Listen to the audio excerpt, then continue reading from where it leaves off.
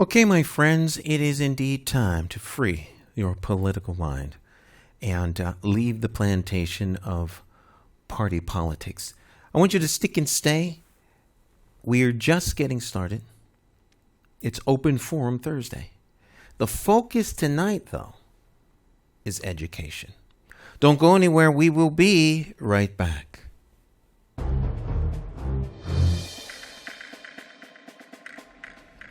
So you want to know what the machine is? Well, let me tell you. The machine is a system of municipal government in Hartford, Connecticut that I refer to as plantation party politics. That plantation is our enemy. But when you're living on the plantation, you look around you. What do you see? You see businessmen, teachers, lawyers, carpenters, the very people whose political minds we are trying to free. But until we do, those people are still part of the plantation, and that makes them our enemy. You have to understand, most of these people are not ready to free their political minds. And many of them are so inured, so hopelessly dependent on the plantation that they will fight to the death to protect it. Were you listening to me, or are you paying attention to the rewards of the plantation? You see, this spot is produced to teach you one thing. If you are not an independent thinker, then your mind has not been freed from the plantation of party politics. And that means that you are one of them.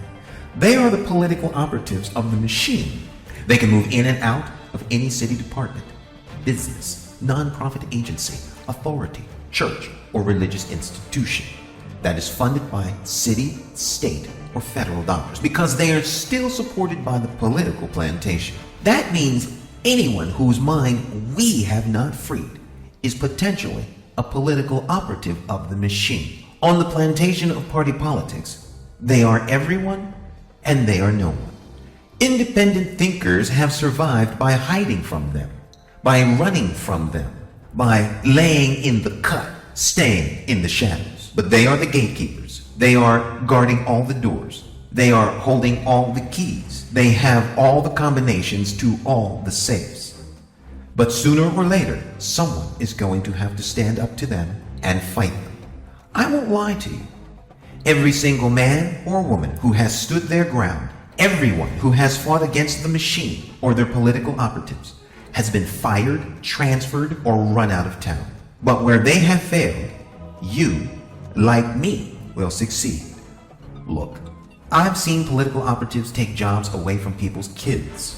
Men have taken them to court, and every single time that they do, they wind up losing everything. Yet their bark and their bite are still based in a world that is built on rules, regulations, favors, and relationships. Because of that, they will never be as strong or as effective as you can be. My name is J. Stan McCauley. I approve this message, and I am an independent thinker. And what I'm trying to tell you is that you won't have to fight the machine or its political operatives if you leave the plantation of party politics and free your political mind. All you have to do to escape is vote on November 5th for an independent thinker. Don't you think it's time to free your political mind? For more information, visit McCauleyformayor.com.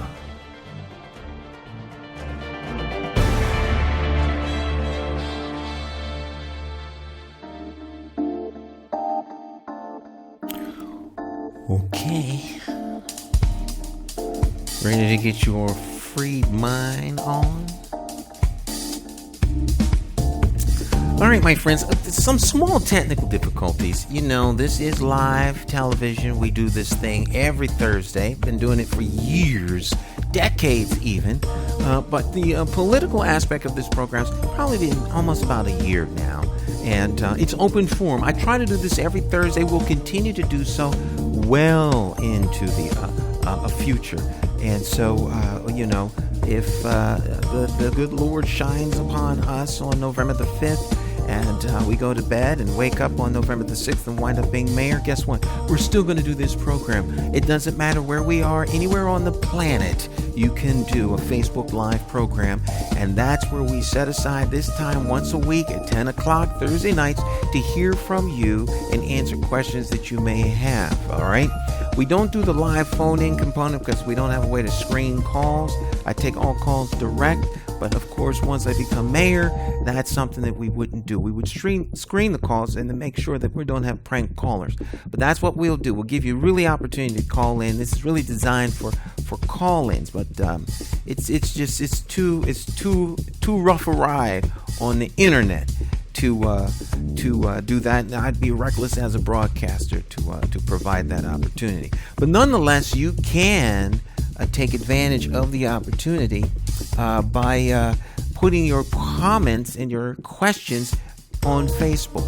All right. Normally we're on Facebook and YouTube. I don't know what happened to the YouTube live upload.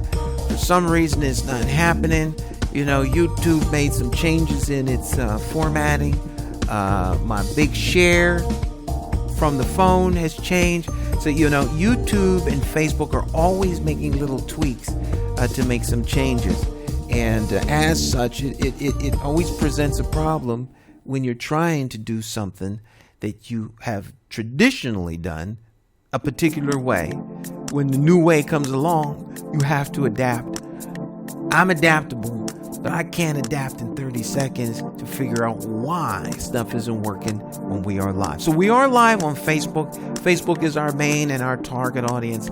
Anyway, we will upload the program to YouTube after we're done so that those people that do watch us online on YouTube and other places around the world, around the country, around the city, will be able to, at the very least, see the program. But for those of you that are watching us on on Facebook, we're going to be talking about education. Jason Farquharson asked a couple of very pertinent questions.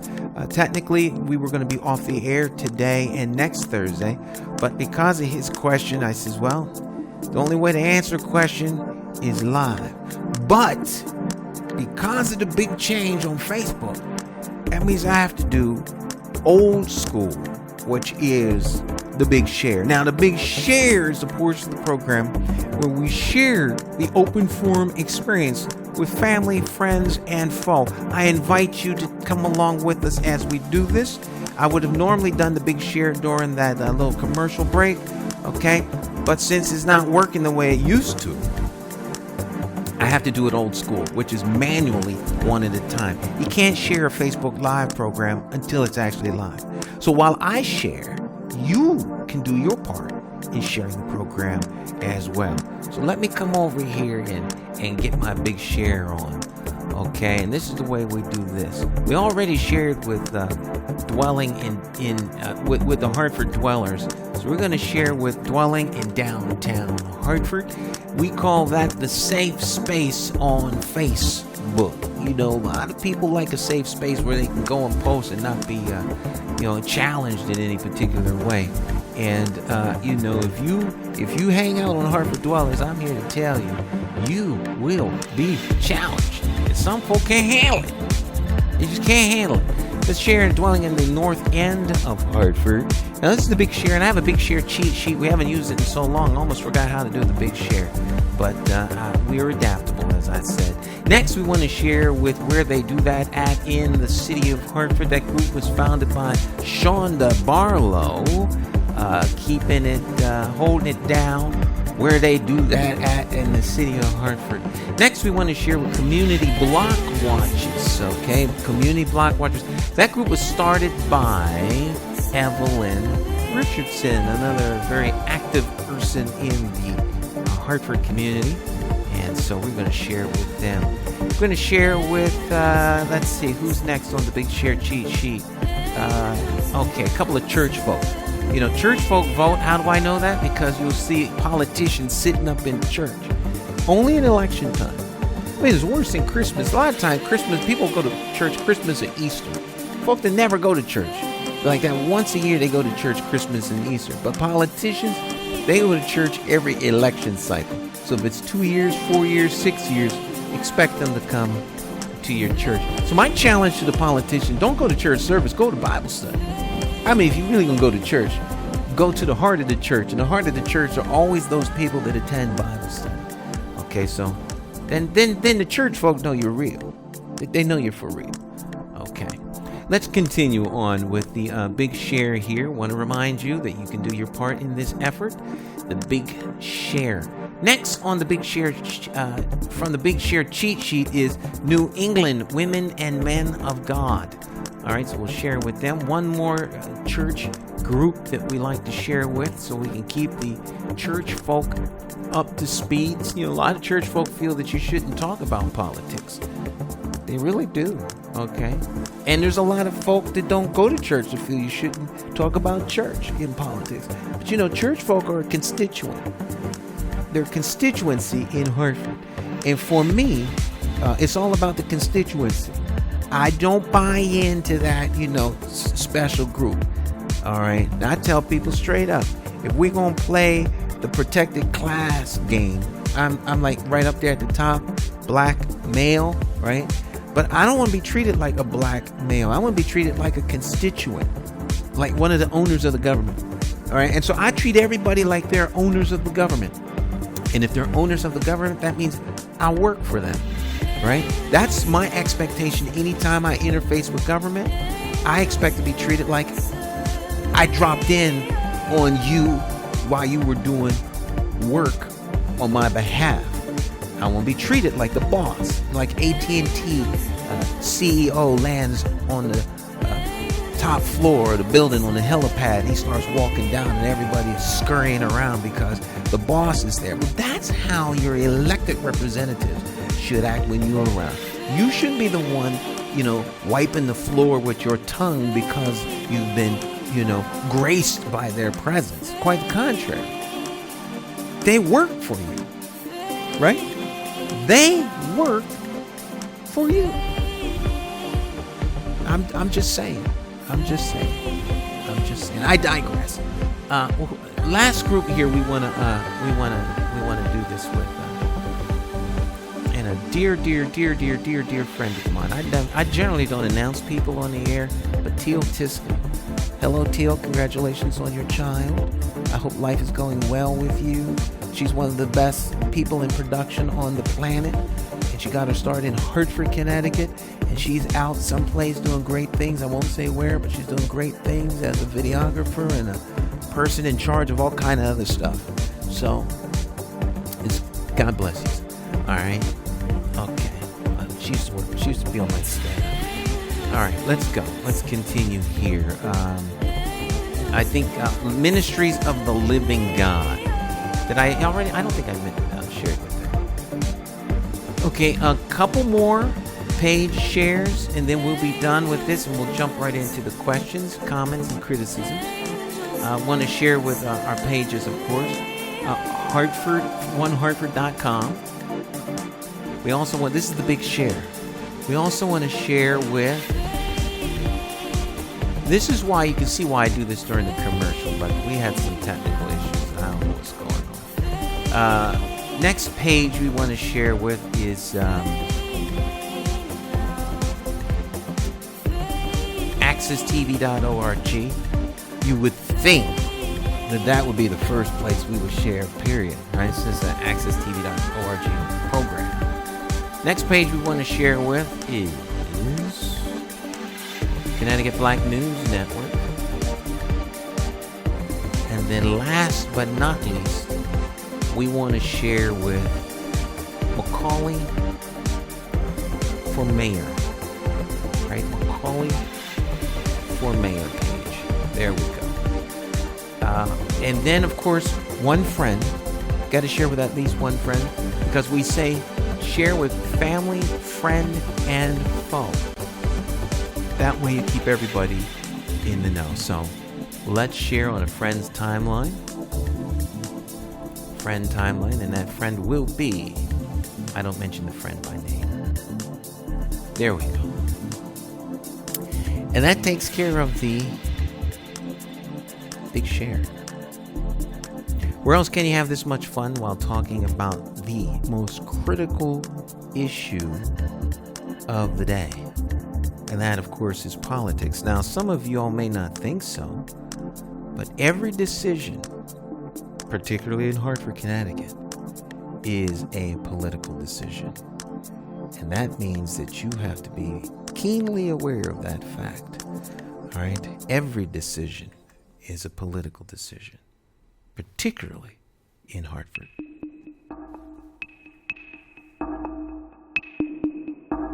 Every bad political decision is made by a politician elected to office. So if you think your vote doesn't matter, just remember this. There are people sitting with politicians in a back room making deals about your future, making policies about your children, making decisions about your neighborhood. To them, you are just a vote. You are not their charity. You are not their cause. You are just a vote. Elections have consequences, and if you don't vote, you are actually voting to keep these people in power to work against you. Now, more than ever, you need to make your vote count. It is time to clear the air and vote for a mayor who is unbought, unbossed, trusted, and accountable to you, the constituent. My name is J. Stan McCauley. I am an independent thinker, and I approve this message. I'm asking you for your vote on Tuesday, November the 5th, 2019, in the general election for mayor of the city of Hartford. For more information, visit McCauleyformayor.com. Declare your independence from the plantation of party politics and free your political mind.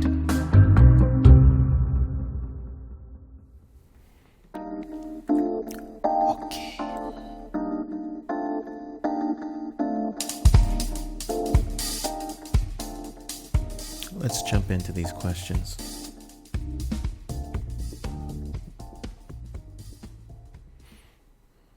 Let's see, I have them on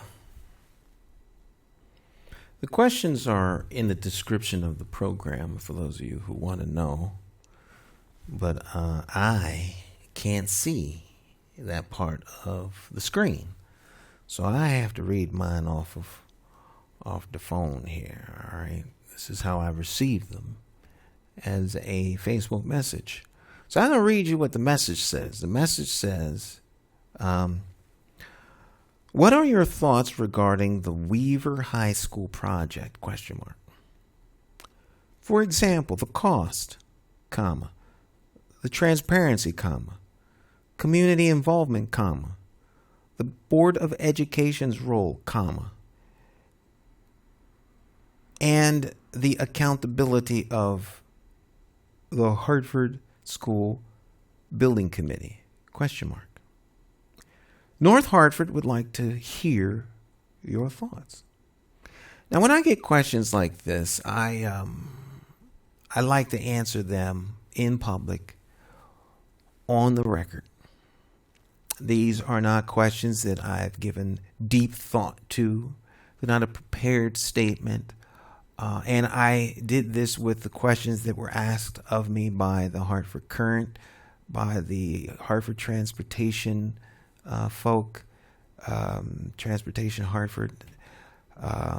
Anytime I have a question, I like to answer it off the rip. Okay? So these are my initial thoughts on the question. And my initial thoughts really are pretty much the conclusion.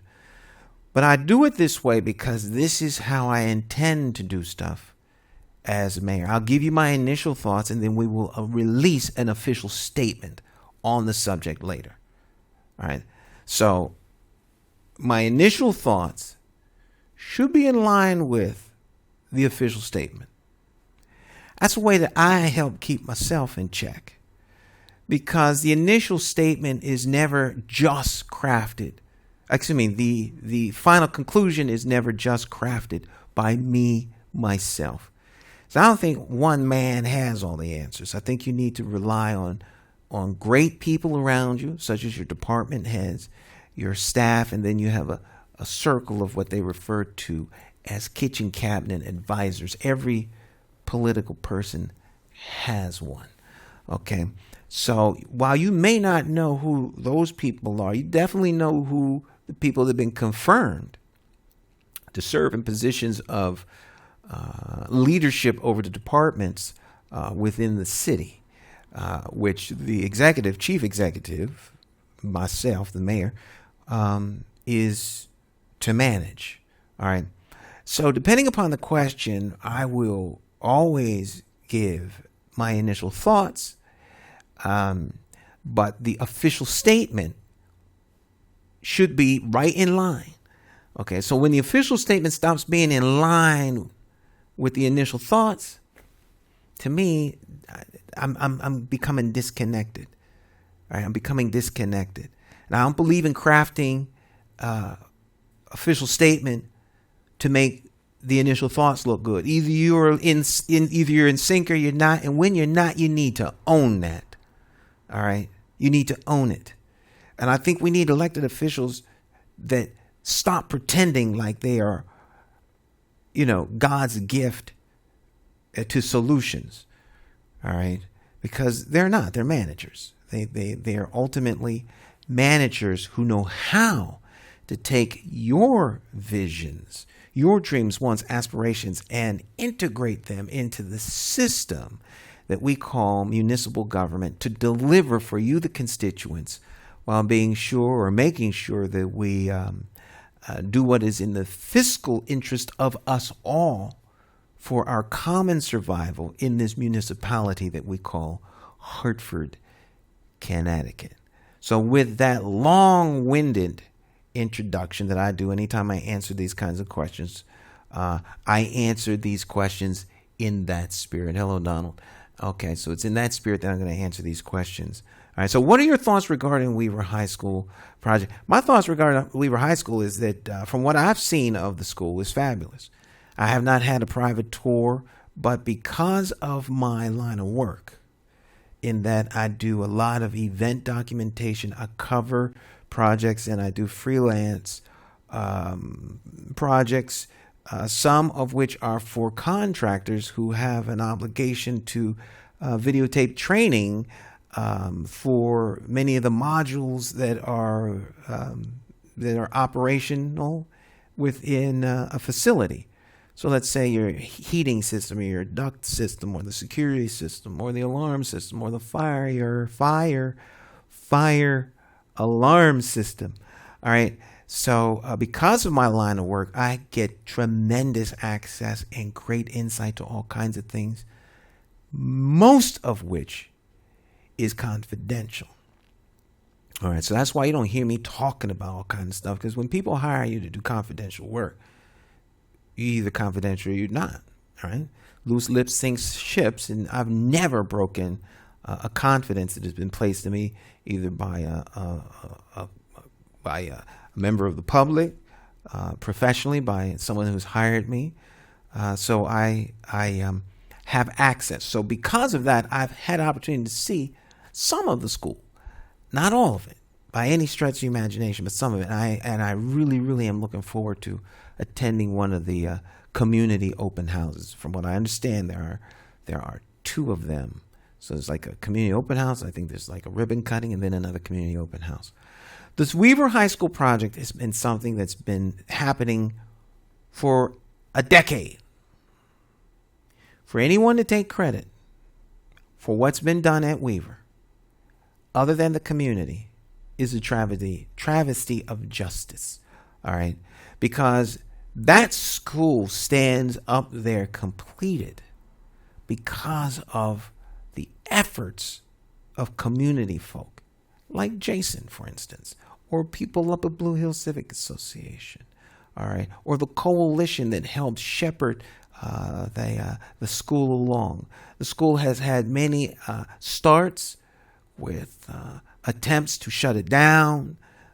There's rumors always abounding.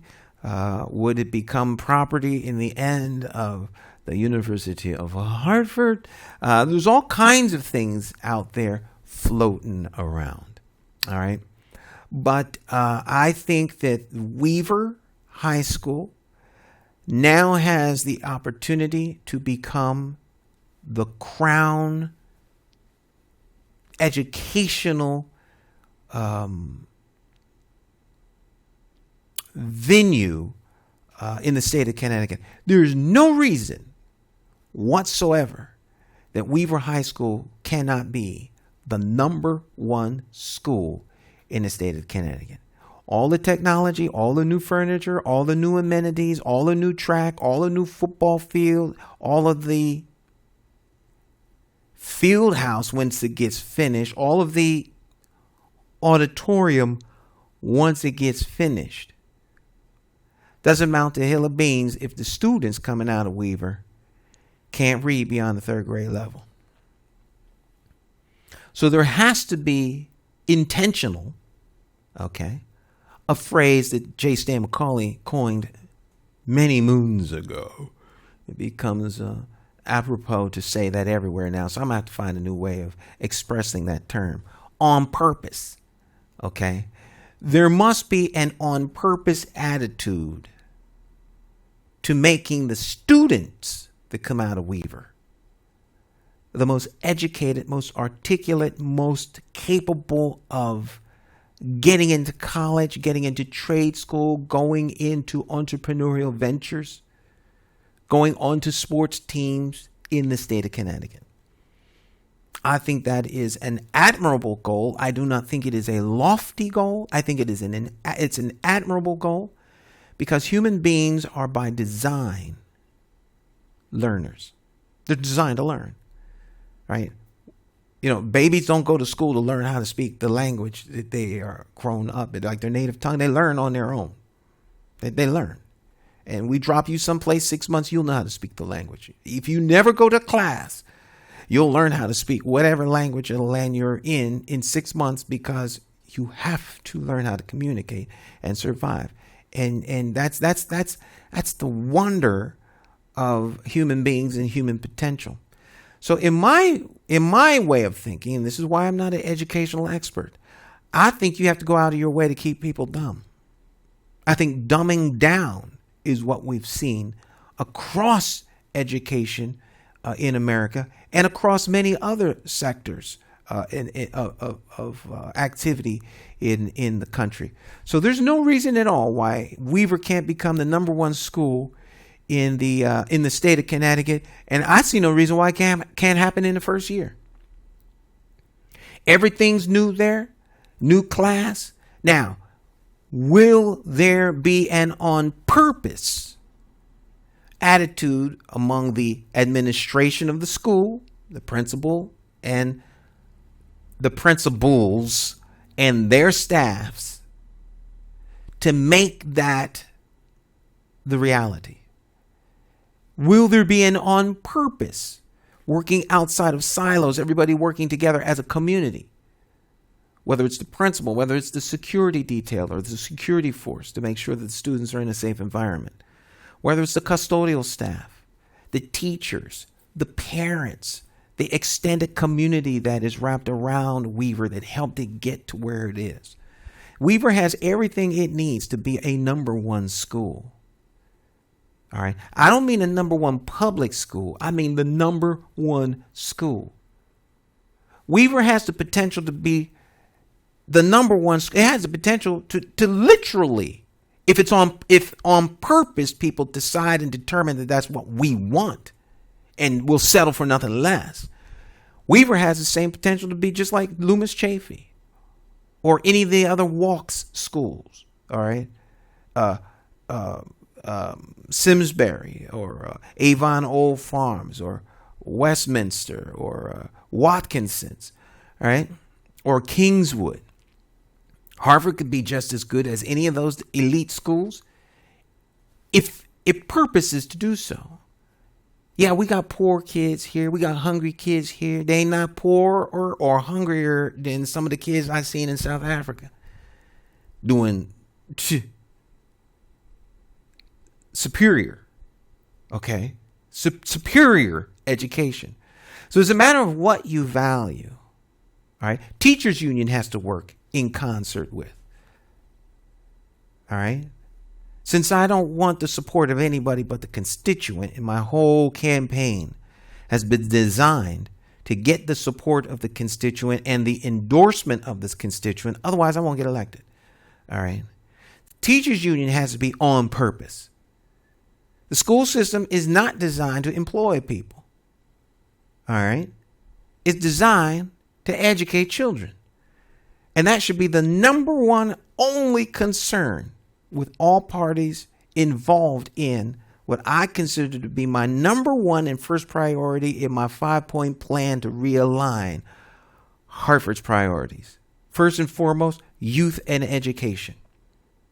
So I take education seriously. I take it so seriously that my appointments to the Board of Education will be members of my staff, the department heads. There will be 5 departments that I would like to appoint. That has to be confirmed by the City Council.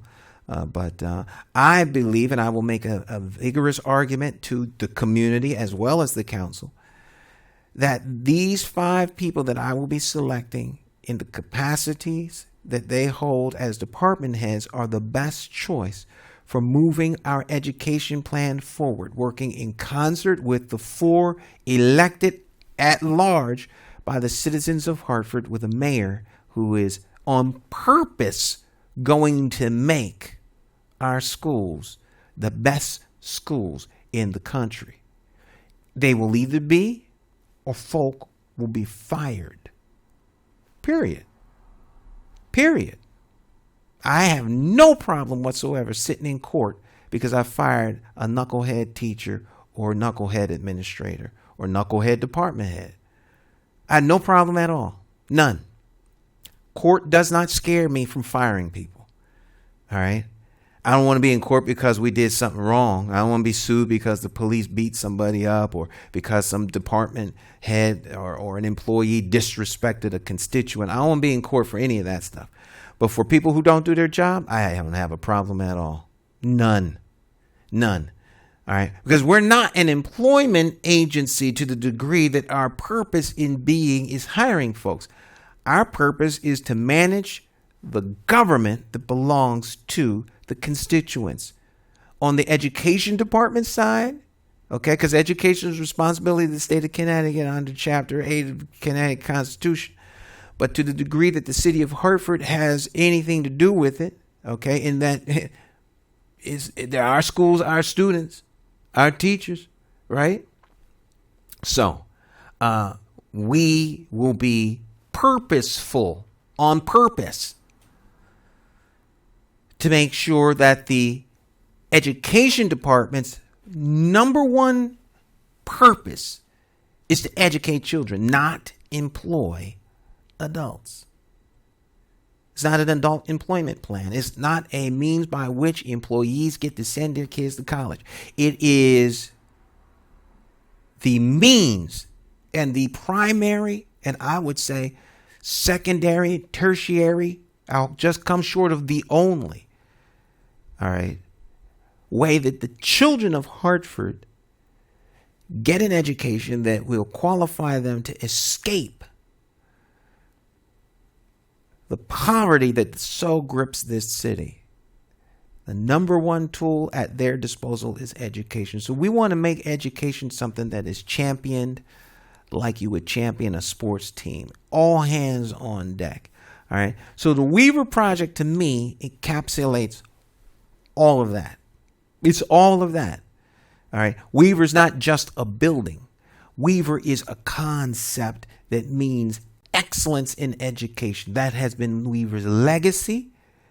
And that is what I believe was intended to be extended from the rebirth and rise of Weaver High School. Those are my initial thoughts on that question. All right. What are your thoughts regarding the Weaver High School project? For example, the cost. From what I understand from pretty reliable sources, they like burning money over there. They may as well have been heating themselves when it got cold or damp with cash. A lot of costs, overruns, from what I've been told. All right, I'm not in a place where I can see that, but construction projects will run over, and they will run over recklessly to the point and to the degree that it is borderline criminal if there is no on purpose oversight of the project by people who understand construction. Not political appointees who oftentimes oversee the construction from the political side, but don't have a clue as to what goes into actually building anything. So if you're going to have oversight from a building committee or anything like that, it has to be from people who are very familiar with the process. And so I will always have somebody overseeing the construction that goes on in the city of Hartford, to the degree that the city of Hartford has any responsibility for things, that actually knows a little thing about construction. And I don't want just someone that has a theory of construction. I want someone who's been in construction for a long time, knows the pitfalls, knows how you bilk the system, and is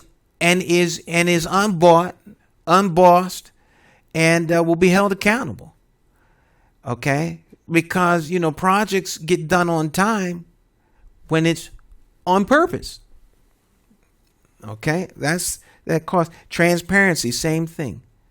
All right? Transparency is on purpose. I used to use intentional, but someone took that.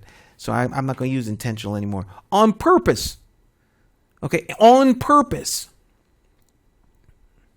On purpose. All right? Transparency happens because you're doing it on purpose, allowing people to see what happens, inviting people in. My administration will be so transparent that you will have to opt out. It won't be an opt-in. You'll have to opt out. You'll get sick of hearing about what the McCauley administration is doing. All right. You will think that all we do is talk about what we do. You will hear from department heads and what their vision for their departments are. You'll hear from constituents talking to department heads about things they think should happen. All right. We will use WKND. Excuse me. Well, we will use WKND. I didn't mean and Boba. Okay. We will use commercial radio assets and outlets as part of our way to disseminate information. However, my primary way of disseminating information will be through WQTQ, a license that the City of Hartford and the Board of Education own and hold, okay, as well as the public access station here in Hartford, Connecticut, and the government access channel. There will be new programming on there all the time. By the end of the first year, there should be at least 300 different episodes of different programming explaining how the city works, what's going on in the city, highlighting events. And I'm going to bring my communications and management skills to that and on purpose make it happen. All right. It's not going to become my job because, there are people who could actually do this stuff without me. I'm a hands-on guy, but I don't need to be hands-on on that. All right, because we've got great people who actually can. So transparency is something that happens on purpose. You don't keep the community out. A lot of times there's no transparency because people have something to hide. In government, I can't talk about other things that people are involved in because, people's private lives aren't nobody else's business. But in government, when folk don't want you to know something, that's because there's something they're trying to hide. Period. Government is open source, particularly to you, the people, because it's your government. It's not J. Stan McCauley's government. It's not Mayor McCauley's government. It's not the Democrats' government. It's not the Republicans' government. It's not the Working Families' government. It's not the Community Party government. Okay. It's not the Working Families government. It's not the Independent Party government. It's not the Libertarian Party government. It's not the Communist Party government. It's not any party that you want to pick or choose. Not the Hartford Party government. It's not the Connecticut Party government. It's your government. And from time to time, you will elect parties to be the third, right? The third party operator of your government. But because they're operating it, because they're managing it, does not make it their government. They're responsible for the successes and failures as they move forward the agenda for you. But it's not my agenda. All right. My only agenda should be to make your hopes, dreams, visions, aspirations come to pass. So transparency is paramount in establishing that. Has the school building project, has the Weaver project been transparent? I don't really think so. In my opinion, there could be more transparency than there has been. But I will say that I have had the opportunity to be behind the camera at an awful lot of meetings where questions can be asked, answers can be, gleaned, and accountability can be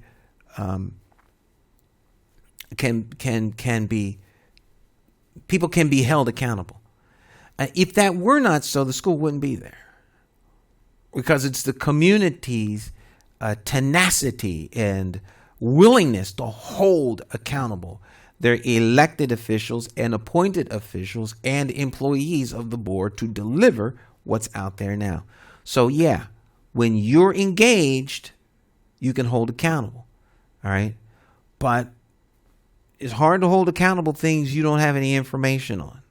I have no problem giving information. It was up to me, in the city of Hartford, there'd be such an information flow from government to you that Tom Hennick up at the Freedom of Information, he'll get sad and depressed because there are no complaints filed from Hartford. That in my perfect world. Okay.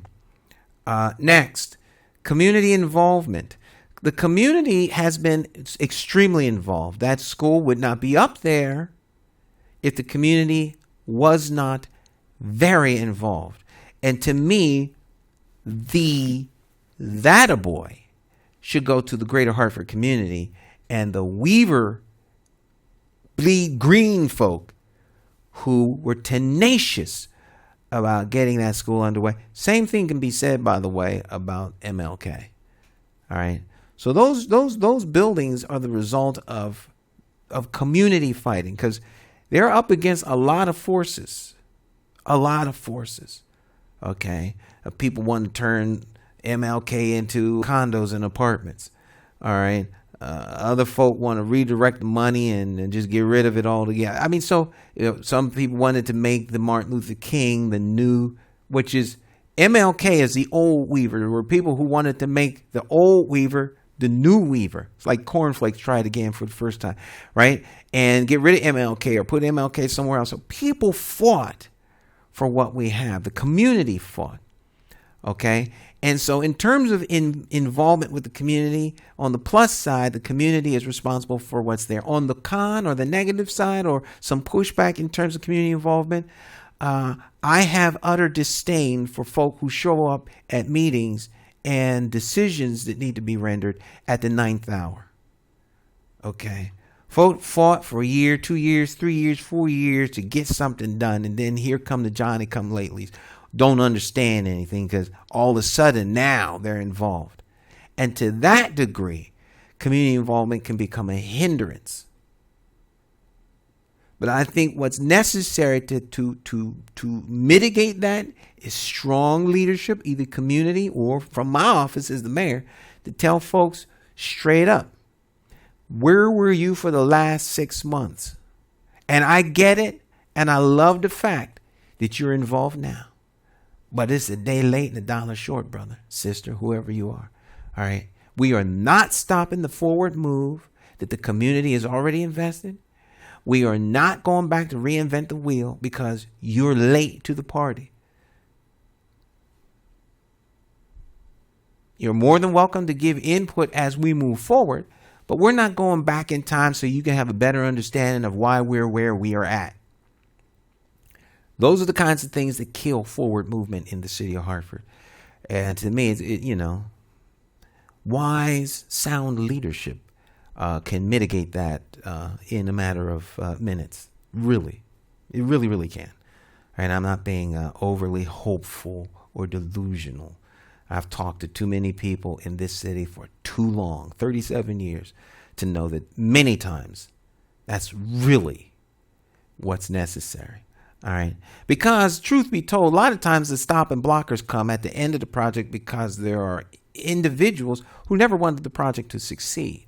So the best way to kill a project in Hartford is to sit in the cut until the thing happens. And then at the ninth hour, you bring out all kinds of silly reasons why a thing can't go forward. Like, some protected wetland creature that lives off the road in a back of politically connected people on Tower Avenue.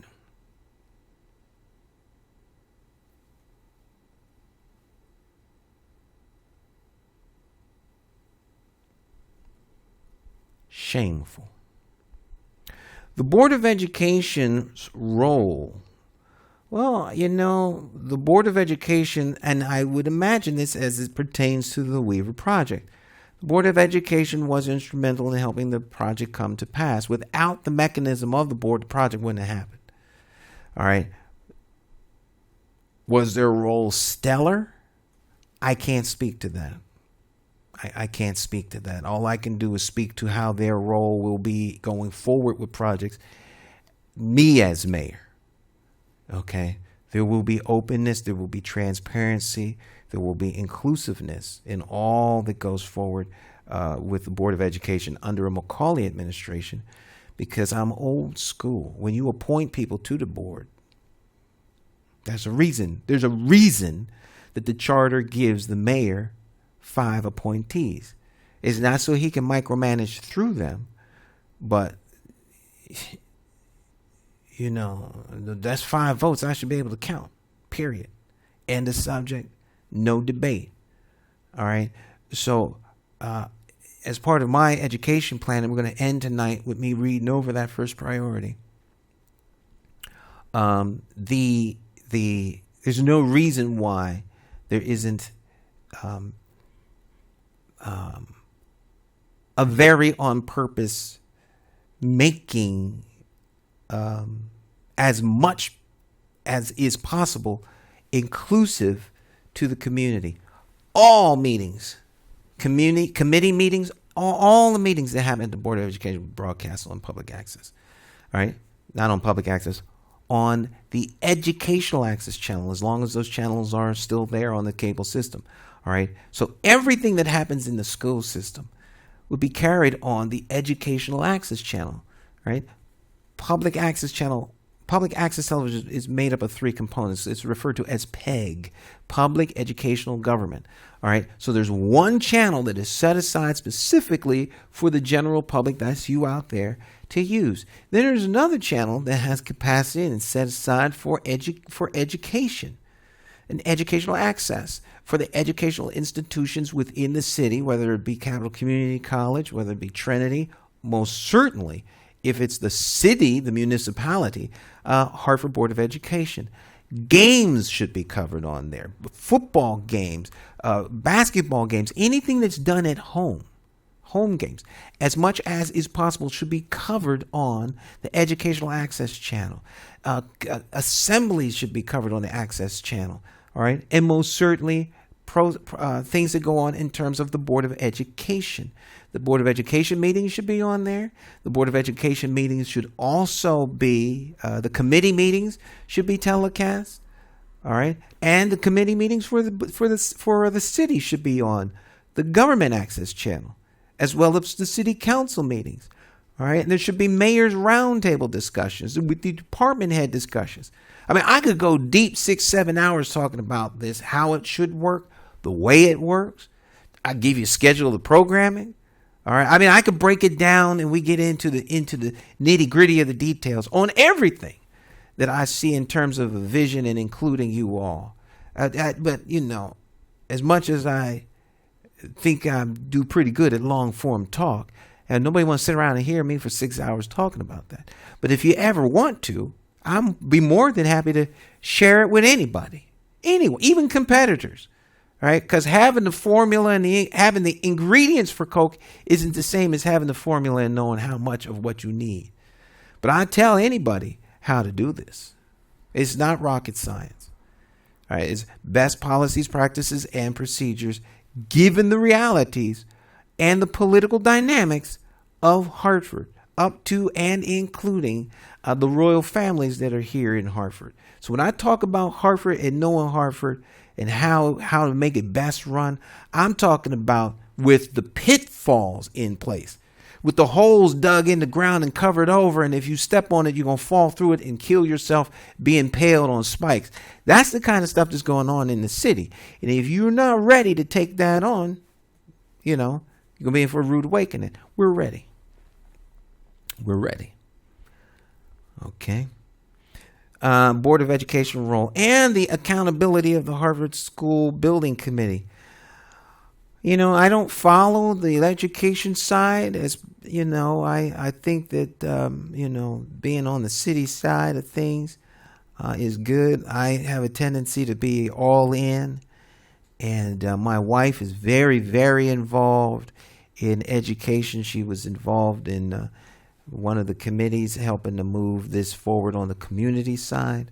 And so I stay out of the education side because my views on education tend to be a little bit disconnected from those of educators. I take a real simple approach, and I understand it's a real simple and oversimplistic. But I mean, that's where I'm coming from. And then the people on the education side are going to have to temper or bring me up, all right, on certain areas. I'll take counsel from those who are the experts.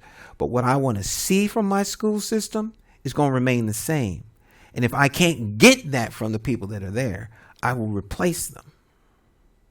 I can't be any plainer than that. That's why I like to do these things live, and so they're on the record. So you all can go back in time and see what I said and hold me accountable for what I said. I say what I mean.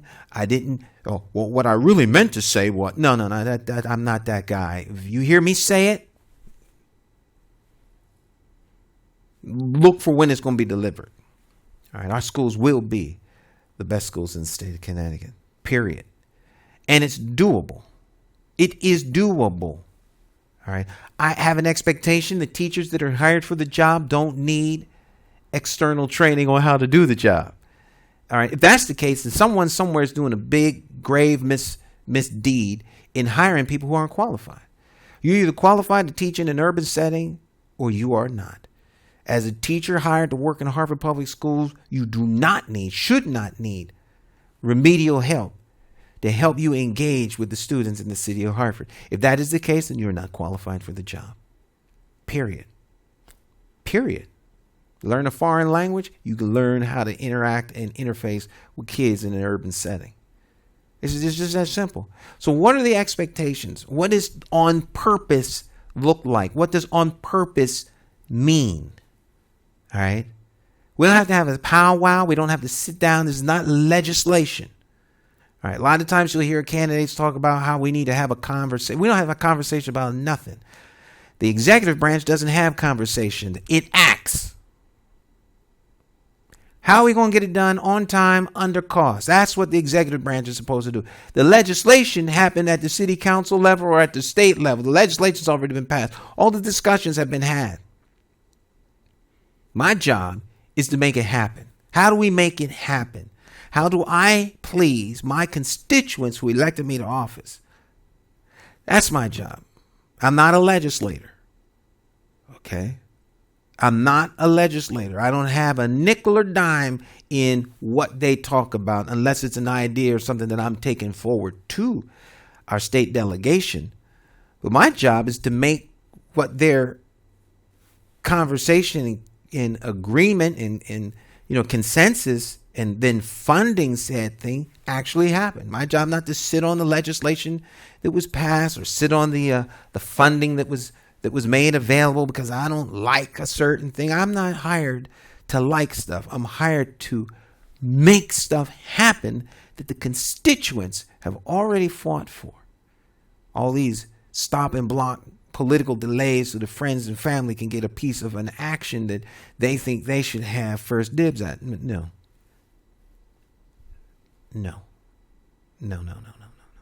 Not at the expense of at the expense of the constituents. All right. So the building committee, I'd have to get in there, look at their paperwork, look at decisions that were made. I would need like 2 to 3 weeks to really dig deep through that. I would sit down with certain key individuals, and I'll come real quick to whether or not they did a good job. All you do is just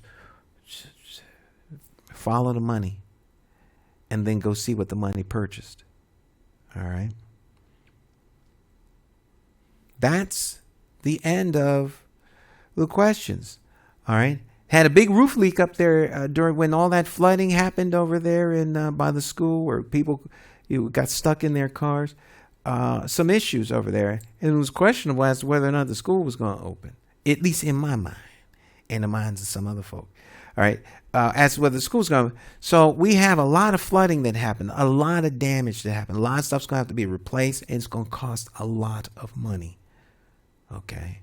But so that the school could open on time, they sucked up all the water, got all the water out, and now they're monitoring it for mold. During the first break, which I guess will be Thanksgiving or so, they're going to tear it all out and build it up again. It's going to be a fortune. 1, to turn it around in that time frame, and 2, to make sure that the building was done right, so that we don't have oversight and corner cutting or a misunderstanding of blueprints as to why there's no audio alert in the primary critical safety element of the fire alarm system. Is it up to code? Yeah. Could it be better? Oh, most certainly. It ain't the latest and the greatest and the one that should be there, and I won't go into reasons why it should be the other way as opposed to the way it is because of security reasons. But yeah, it shouldn't be the one that's in there. And from what I was told, and I have people who come on there and talk and verify this, from what I was told, the one that's there is not the one that was originally supposed to be there. Okay, so stuff winds up being things, folk can go back in time and make changes, but that is not what was intended to be there in terms of the fire alarm system that does not have the capacity for voice to come over the little red speakers where there's horns. Those horns should be speaker system that you could talk through, like an intercom system, not to be confused with the school's public address system, but you'd be able to pick up a microphone and talk to everywhere that red box is. All right, because right now the whole school can't hear it, and it's not a matter of just putting a speaker in, because the wire has to be shielded. Okay, this is why you build things right the first time. And you build things right the first time because you did it on purpose. You were on purpose doing it right the first time. Having worked for Pratt & Whitney as a quality assurance inspector on some of the military engines at Pratt, where they were built from, first time configuration jet aircraft engine from blueprint. You follow the print, you can build anything. And if you I can't say that word, intentional, on purpose. If you're on purpose in doing so, it'll get built right every single time.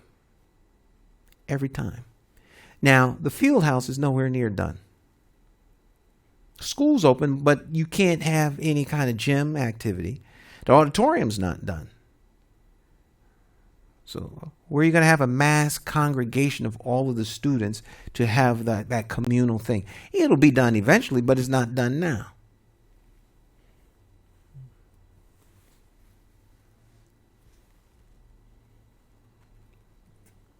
Should be, but it isn't. So it would seem to me that they're behind schedule.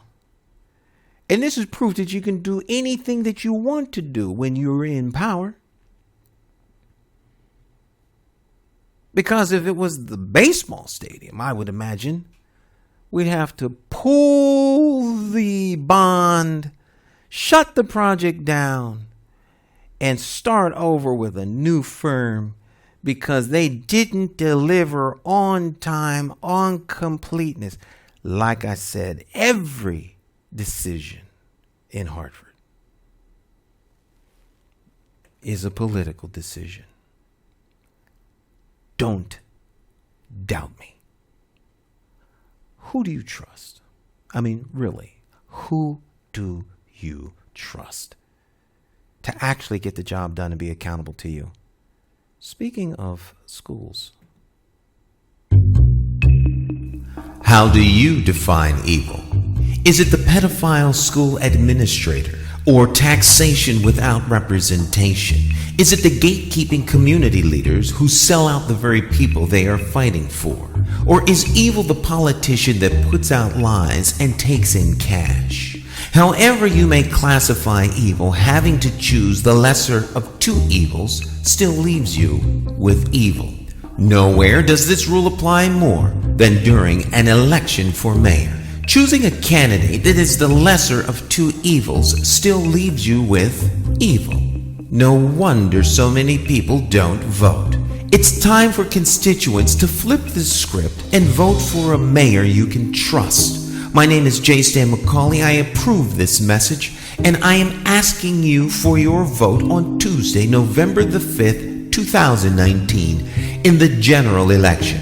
I, like you, am an independent thinker, so let's sit down and talk about my path to victory and why my plan for Hartford will work. Stop listening to the uninformed evil interests that tell you I can't win. For more information, visit McCauleyformayor.com. It's time to leave the plantation of party politics and free your political mind.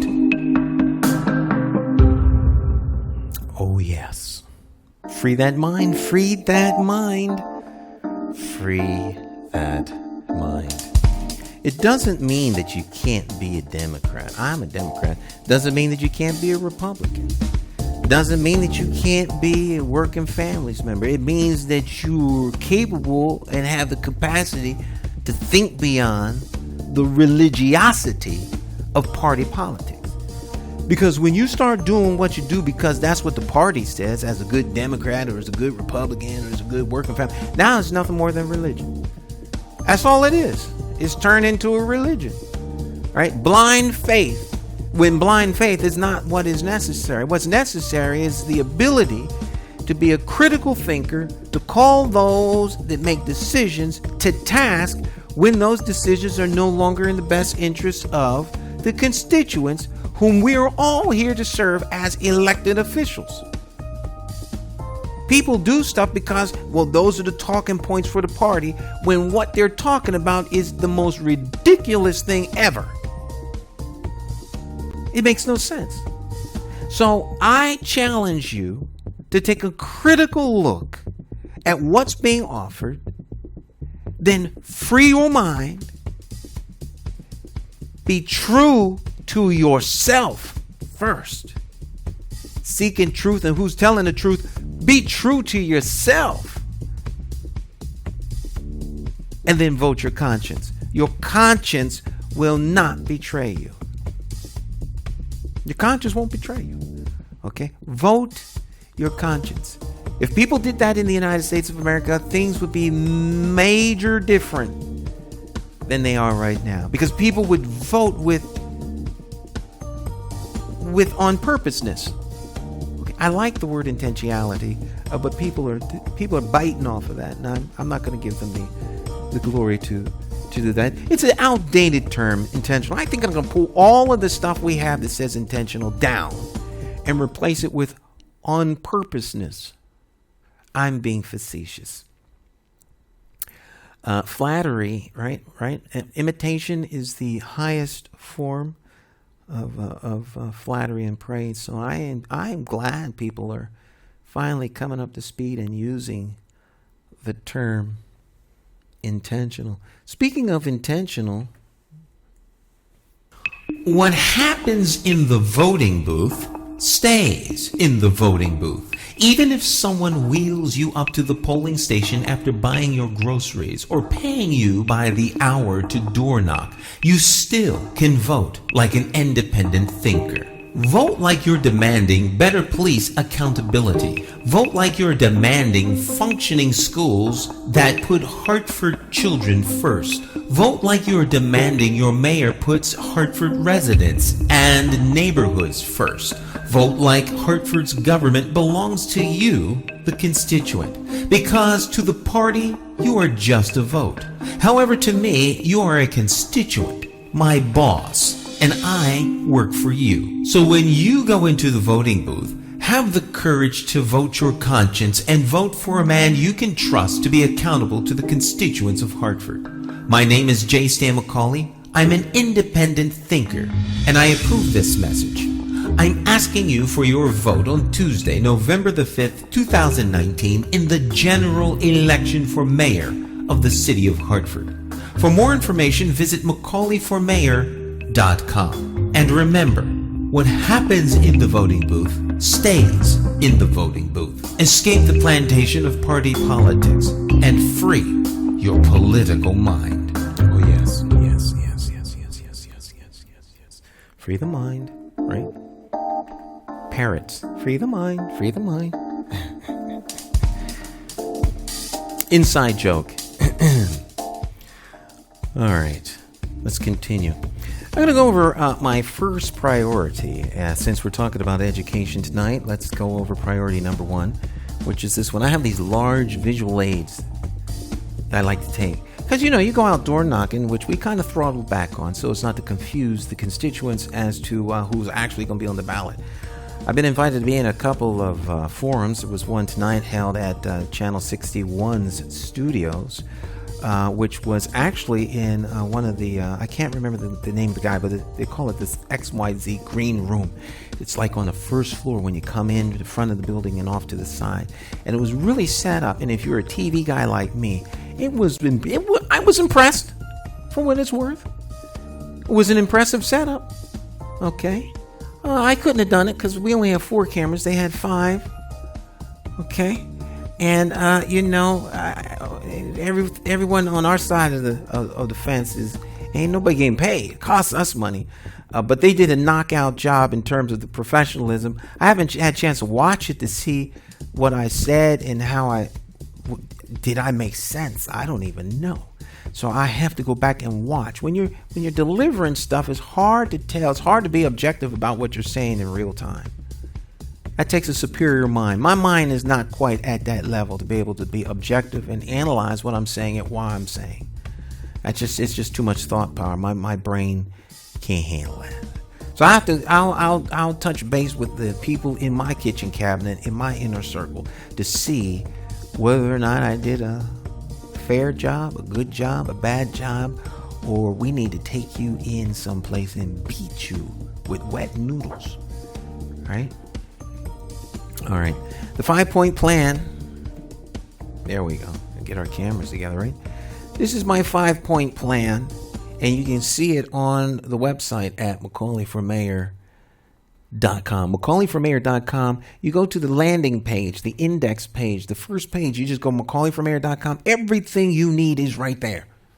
Just scroll down. It's all there. There's plenty of places that you can, go off to. There's countless hours of extemporaneous speech, talking. These programs are all there, going back at least maybe a year, half a year. I don't know. There's tens of hours of content. There's no website of any candidate running for mayor that is as insightful, as impactful, as chock full of information as mine. There's so much information there that you will get information overload. So we really caution you to do this when you're sober, to make sure that you've buckled your brain down, because there may be some challenges to some of the things that you think. All right, in terms of being on a political plantation. So if you want to have some fun going over the things that we have, by all means, definitely check out the website. But one of the things that's there is this here, my 5-point plan. All right, the 5-point plan. And I'm not going to put it up on the screen because that would require, I could, but I'm not going to. Because it would require some stuff that I hadn't planned on doing, and it's quite frankly not hooked up, and we're trying to keep this mayoral as possible. Okay. In the old days, I would have done that. I made this microphone on the air live. That was about, maybe 20 years ago. We've been doing this for like 37 years, a long time. But this microphone I made on the air. I took my lavalier mic and a piece of coat hanger and made this. Because, it just seemed a better way to keep volume consistent. Because I move around a lot. And if you put the mic on the lapel or the tie, left, right side, depending upon which side you talk, it changes the volume of the mic.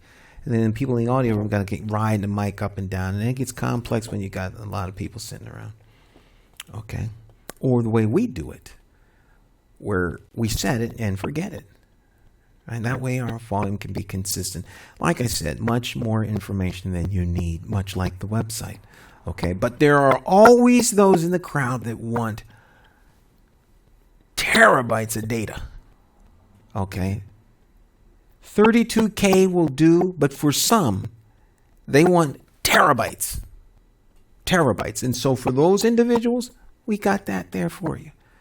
Okay? You can even watch past debates on my website.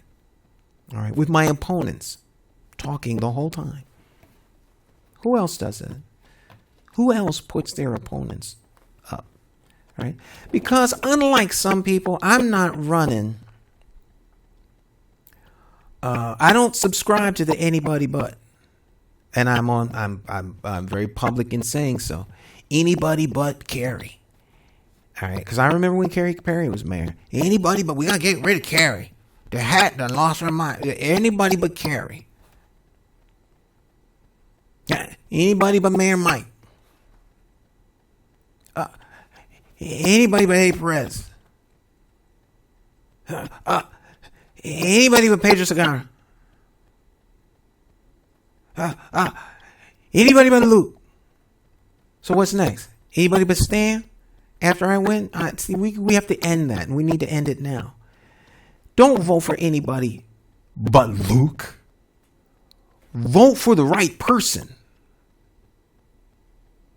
Only one reason to vote for someone else to be mayor, and that's because that someone else can do a better job and deliver and be held accountable to you, the constituent. I believe I'm that guy. When you go into the booth, don't go in there with, I don't know, maybe, Martha, I don't know. I don't really know anything about him, but anybody but Luke, so I think I'm going to vote for Stan. No. We can't move the city forward if that's the rationale for your vote. The rationale for your vote has to be because I have a better way of doing business for the city. And if I claim to have a better way of doing business for the city, it's something that should engage you. And your first question is, well, how does he intend to do that? And then you have to leave the plantation of party politics and read what I have, and then what's not there, ask questions. Then go ask the current occupant. And then make up your mind.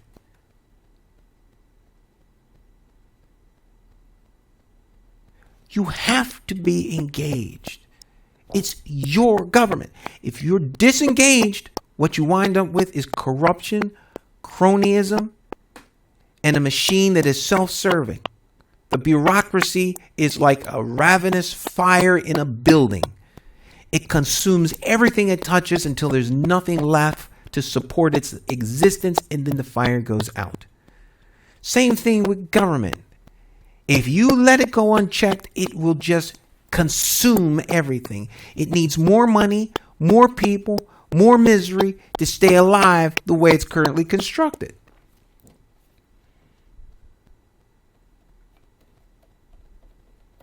I have a plan to stop that. And the cliff notes for that plan is my 5-point realignment for the city of Hartford. This is not the whole plan on 3 legal sheets of paper, front and back, 6 pages. This is not, the details and the nitty-gritty of the plan. All right. This is the 5-point plan, and soon we'll release the 6th point of the plan that the song talks about. 6-point plans. Well, you only heard 5. The 6th point of the plan is how to make the plan work.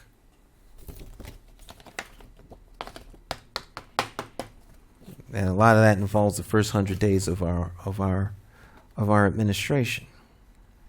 There'll be deliverables. All right? Deliverables. It goes way above the food chain, way more above the food chain than I'll ever be at as mayor of Hartford. All right? But if it was up to me, I'd bring back recall election. You don't like what politicians are doing, recall them. That'll keep them in check. Most people don't like losing their job. I don't think it's good enough to have election every 4 years, every 2 years. The threat of recall should be real for every elected official, because then you understand.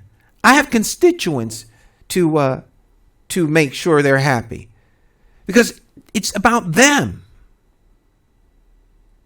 It's about them.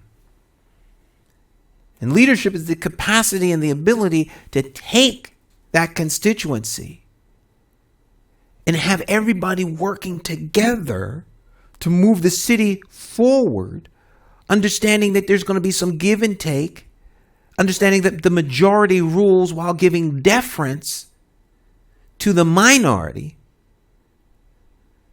so that we can all move an agenda forward.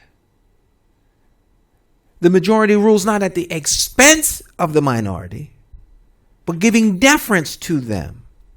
Because you have to have a way of coming to a general consensus, and that is through the voting process on a particular issue, and then you have laws. It is essential that the rule of law prevail, otherwise you have chaos. It's not the fact that you get to vote that establishes your democracy. It's the law that gives you your democracy. And our ability and willingness as a society, as constituents, to say, all right, well, you won. All right, we'll let you take the lead on this. But when you get it twisted, step out of line, when the minority become the expense of the majority, then you can have a recall. You get enough people to pull a recall election, it keeps everybody on their toes. All right. And there's also the tyranny of the minority. Right? When you have like one person or two people who disagree, and then they use their special privilege as being a protected class, and then they're going to hold everyone else hostage. That's the tyranny of the minority. Jay Stan's way of working around that is everybody gets treated like a constituent. Everybody's special to me. Everybody. Whether you're in the minority or in the majority, you come to my office, you get treated like what you are, an owner of the government. How can I help you? If it's within my capacity to help you, I will. If it isn't, then we're going to bring together the things that are necessary to help you move that agenda forward. When your agenda collides with someone else, then we're going to bring them together so the two of you can sit down and talk about how we're going to move it forward. Okay. If we can't get consensus, then we may have to kick it up a notch and bring in some sort of debate or pass a resolution that can then have a public hearing. That's how the system is supposed to work. But we have to have mutual respect for one another. This sophomoric name calling because somebody is a certain thing that you don't like is ridiculous. And we need bold, dynamic leadership that's willing to call it for what it is and not afraid that in doing so, is going to somehow hurt their political credibility because it's a third rail of a subject that we're not supposed to talk about or touch. That's absurd. We're supposed to talk about everything, then come to consensus, and then move on as a society with respect for one another. You don't have to agree with everybody, but you have to treat everybody with a level of decency and dignity, the same that you would want them to do for you. I'm sorry. I'm sorry. Let's stop pontificating. Priority number 1, education in youth. I believe the education can be transformative, and that it can be transformed to meet the needs of every child in our city.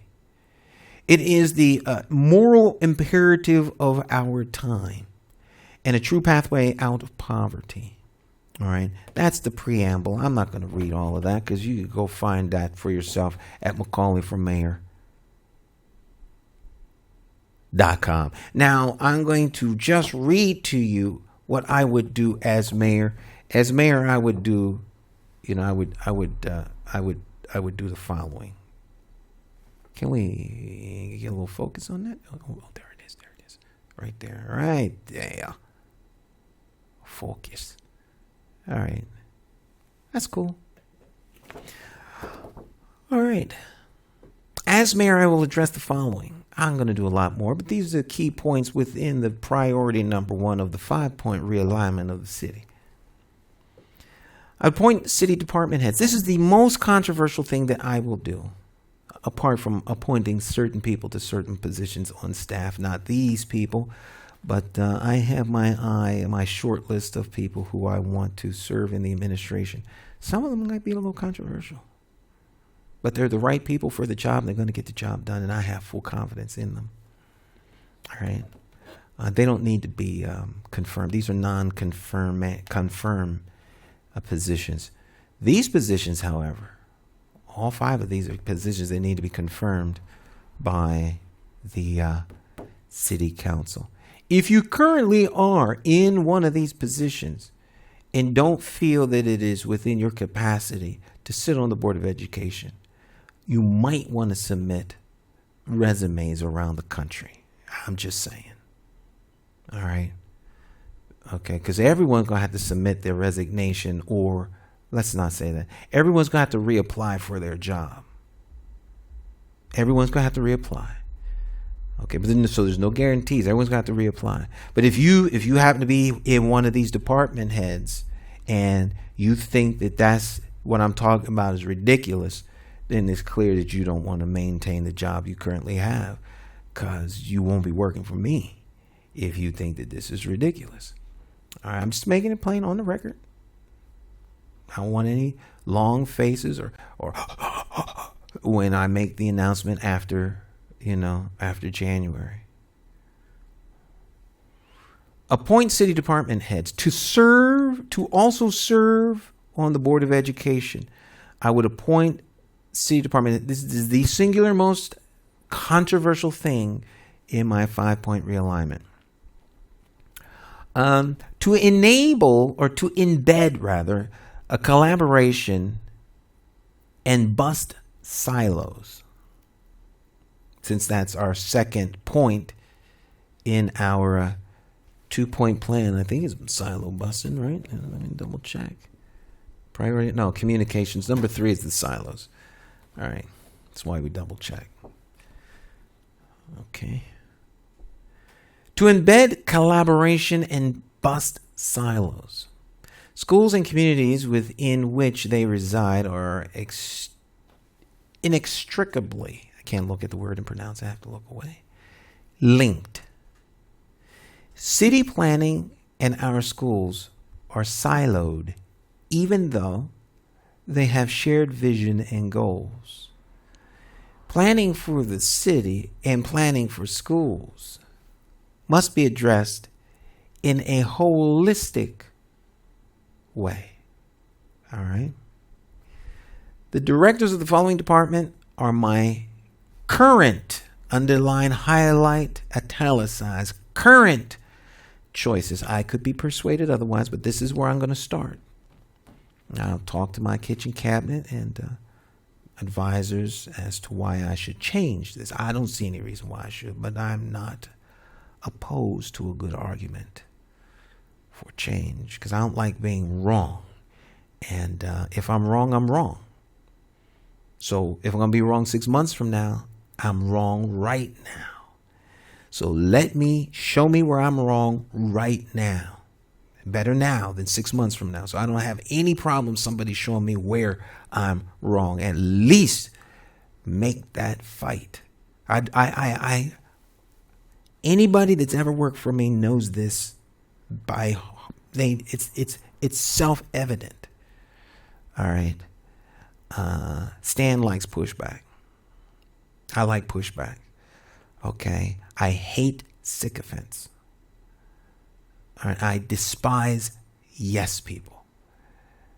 I want to know that the idea I have is something you think is really good because it's really good. If you have any doubt, any hesitation whatsoever, I want you to argue that point. Not for the sake of being argumentative, but for the sake of standing your ground and demonstrating why it's not a good idea. You're only as good as the people that surround you. And there's nothing worse for a leader than to be surrounded by people who just say yes to everything, who are afraid to speak their mind. You'll never lose your job for speaking your mind. You lose your job for being insubordinate, but that's not the same thing as speaking your mind. All right? Never, ever, ever, ever, ever will you lose your job for for disagreeing with me or speaking your mind. All right? You can vehemently disagree. Once a decision is made, then the decision is made. Then after that is insubordination. I won't tolerate or stand for that. But a decision has to be made. Ultimately, is my head on the chopping block. I have no problem admitting I was wrong and giving credit to the person who was right. And if I'm ever wrong, then what we will do is we'll take the person that was right and put their plan up front. And we'll let them stand in the gap and get all the glory for it. I have a problem with that. Right?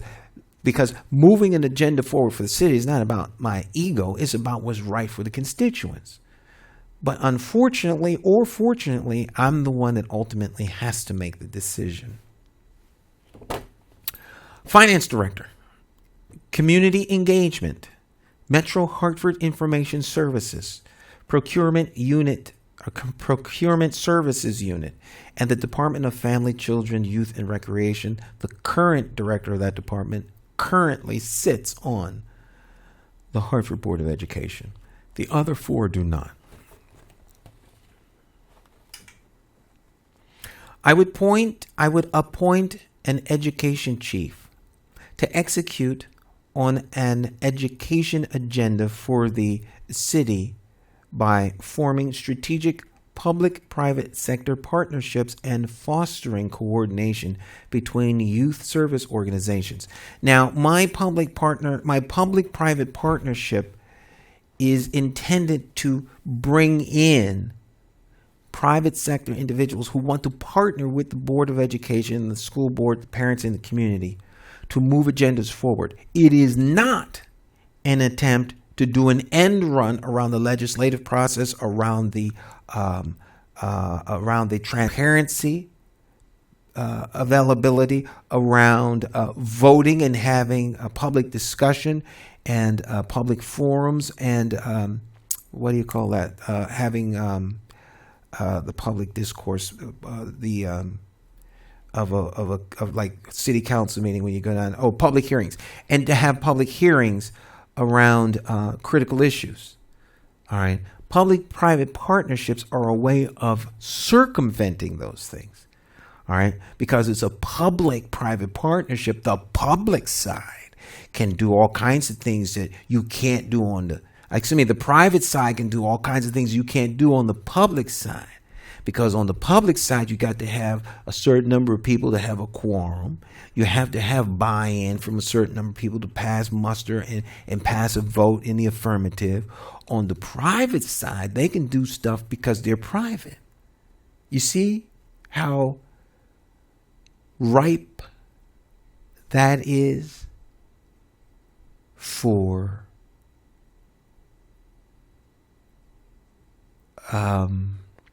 corruption trying to find the right word, for corruption.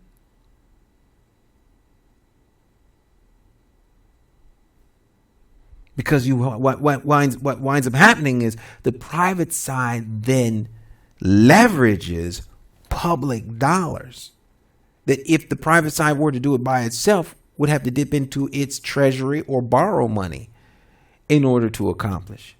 So, these public-private partnerships can be real sketchy. And this is one area where how much do you trust your leadership? Do you trust leadership to be forthright, transparent, to move an agenda forward? It's sort of like, who would you leave your newborn children at home with? Okay? Would you let certain people watch your kids?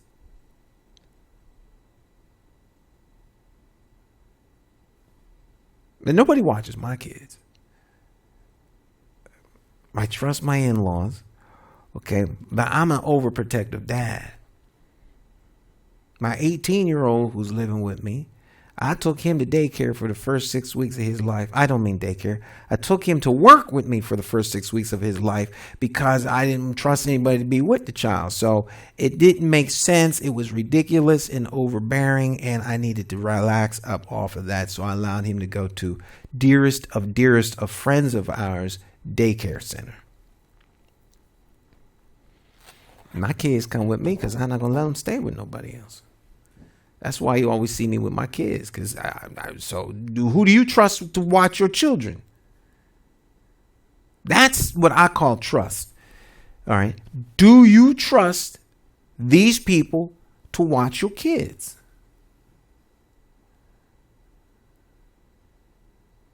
In your house, where you have things. And they're not going to root through your drawers and go into rooms and look up in the attic, in the basement. And look through your refrigerator. Through all trust. Do you trust your elected official like that with critical things like private-public partnerships?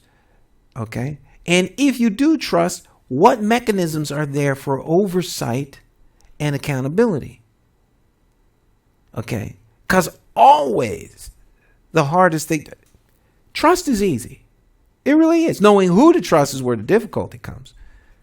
Knowing who to trust. Because it's always the most trusted that yield the sharpest knife and know exactly where in the back to put it. Okay. So trust. Trust is okay. Trust. I know who I trust. To me, trust is serious. Trust is serious. I consider breaches of trust on those whom I trust dearly as treason. High treason. It's not a capital offense, but you don't have to worry about me trusting you ever again. Okay, appoint an education chief, right?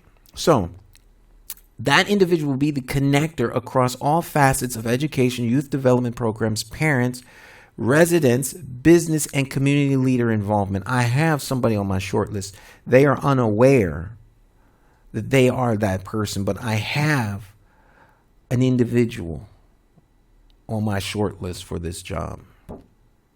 Expand support to teachers. Our current system is leaving everyone frustrated and burnt out. So let's start a new conversation by working with the union and saying, in this city, your teachers are outgunned.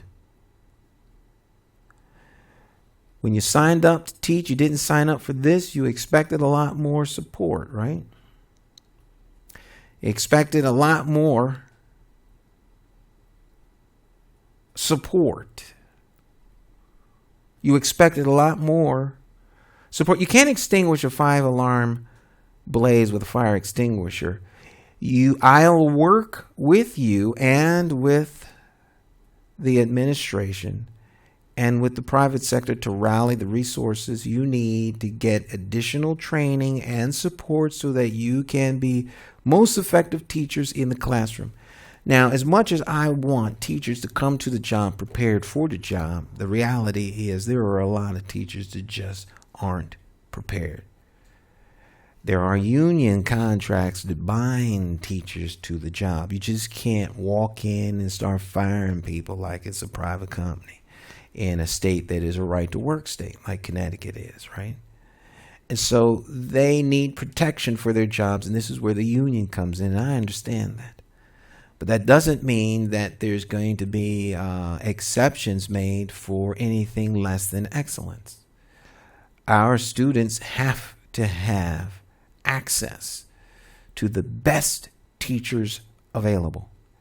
If you are a teacher in the Hartford Public School system and you don't measure up to that level, then we're going to get you there. All right?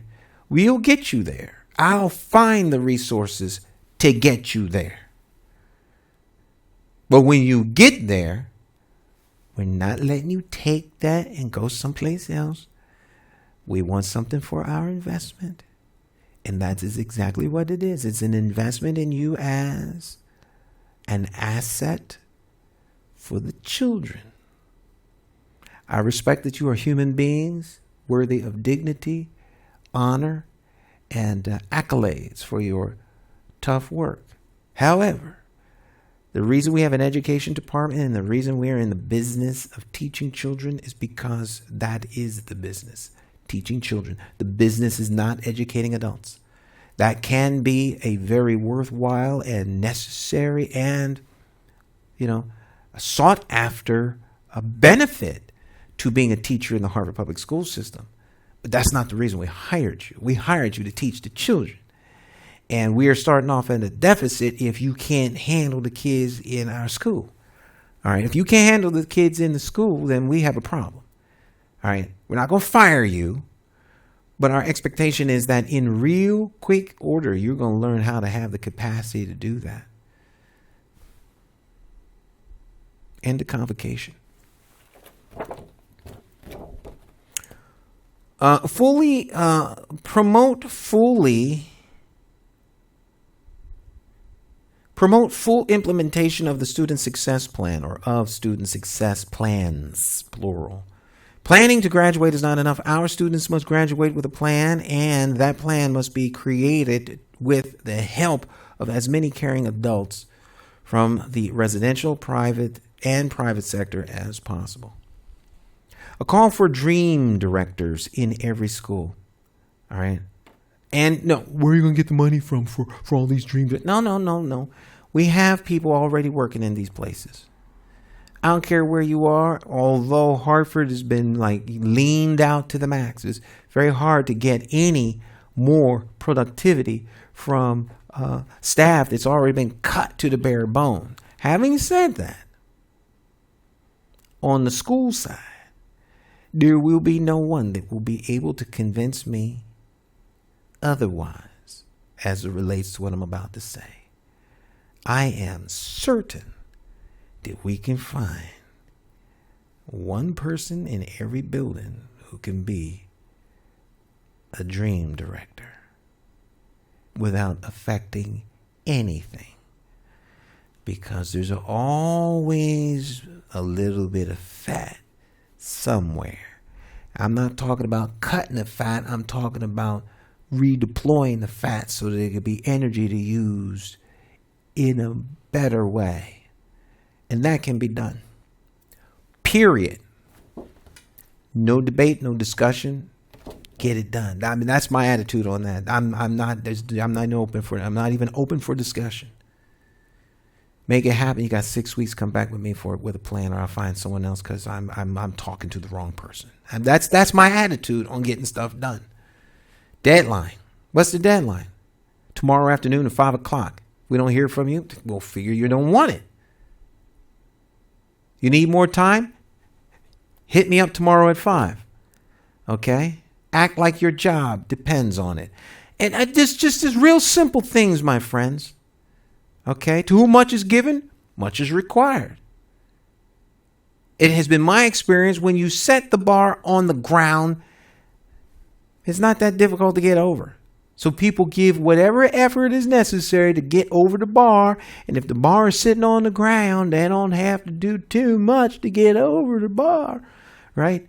I don't mean to offend anyone that talks slow from the South or anything like that, right? These are the things you're not supposed to do when you run for office, because now you're being offensive. I'm being Stan, all right? And I think you deserve that. Then you can decide on who you want to vote for in November based upon the me you know. Not the me that's being a pretense. And then you find out what I'm really like after the election.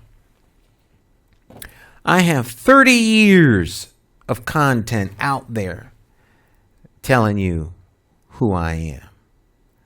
I got 12 years of stuff that I said back in previous elections. The only thing that's changed is my age. Okay? Because I still think the right way to do a thing is the way that I think a thing should be done. So there's no flip-flopping with me. Because I don't talk about touch point, fluff issues designed to get me votes in the moment. I talk about the essential things necessary to make things work. And to me, that's what the mayor does. I'm not a legislator. And I've said it openly many, many times. I do not have the temperament to be a legislator. My hat goes off to legislators and people that sit on councils and things like that.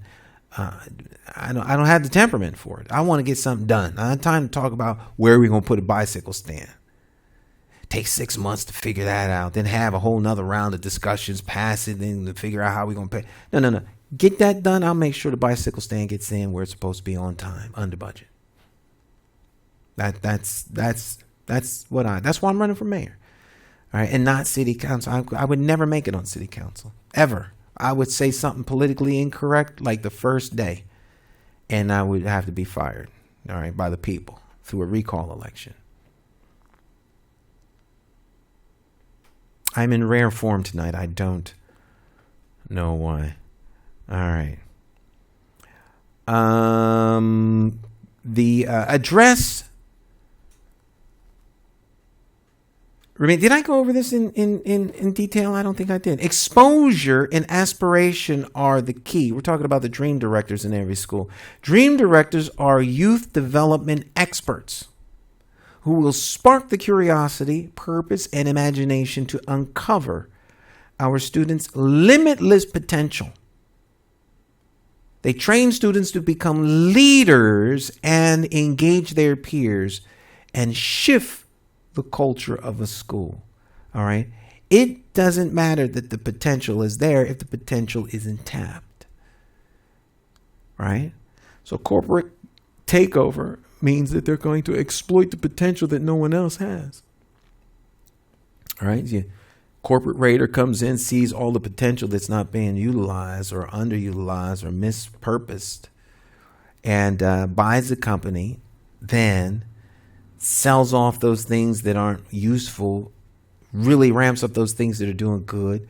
Profits go through the roof. All that potential was there with the last people that owned or ran the company, but they didn't exploit them. They didn't see it. Okay? Potential unexploited is nothing. So it's really cool to say, oh, our kids have great potential. What does that mean? Weaver has great potential. It's been open for 2 days.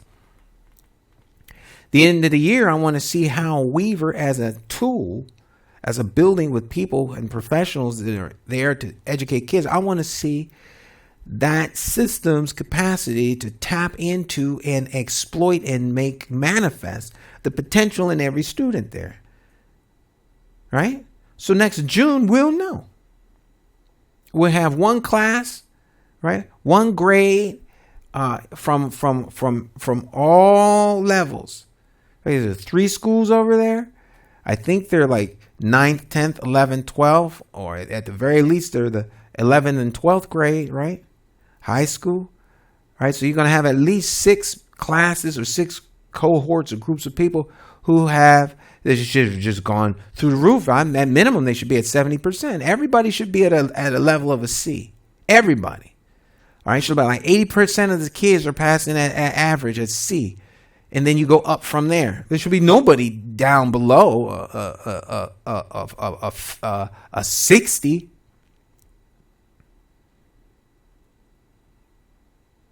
Right? We have people reading that can't even read third grade. That's unacceptable. It's unacceptable. I don't want to be bogged down and mired down with the disproportionate gap, the education gap, the income gap, the internet gap, or the clean water gap. Everybody got a gap because there's money in closing the gap. I'm not interested in making money off the gap. I'm interested in kids that can learn. Kids who went into the building and came out of the building excited about being there and learning something. If we fail at that, we fail at tapping the potential. So potential is a buzzword to me. It means nothing. Demonstrate to me the potential as a historical fact that's been realized. I want to hear how something has potential. I know there's potential. I don't need you ever to tell me that there's potential. I need for you to have a plan to extract the potential from that person. If you don't have the plan to extract the potential from that person, I am wasting my time and I feel bad for you because I've made a mistake and hired you. It's not your fault. It's never your fault. It's my fault. I hired you. It's my fault. I take full responsibility for your ineptness. That's my attitude. That's how I run stuff. Everybody knows me, that's how I run stuff. People don't know me that way because they're good. They're not incompetent. The incompetent folk know me that way because they've seen me act this way when they demonstrate to me their incompetent side.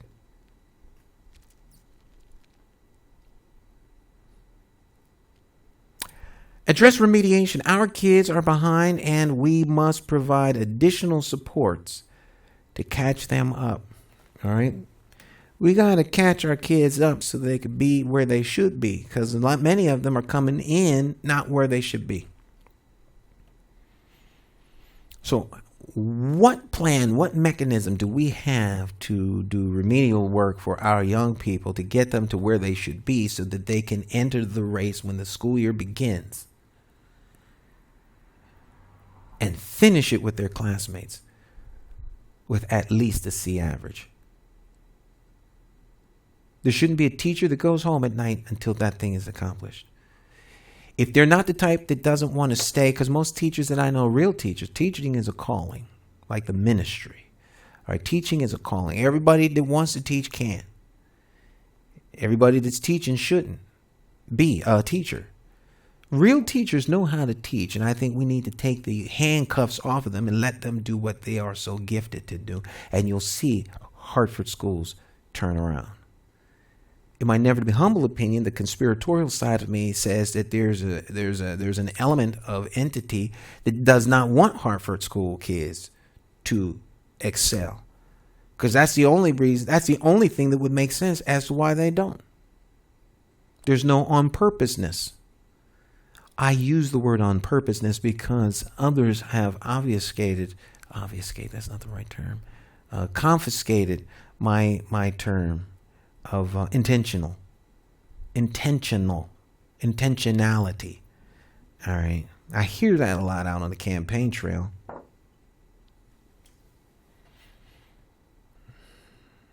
On purposeness. Air quotes. On purposeness. All right. According to Mayor Stan, it's on purposeness. All right. So we can coin a whole new phrase. Anyone that uses this phrase, you'll know they're stealing it from me. On purposeness.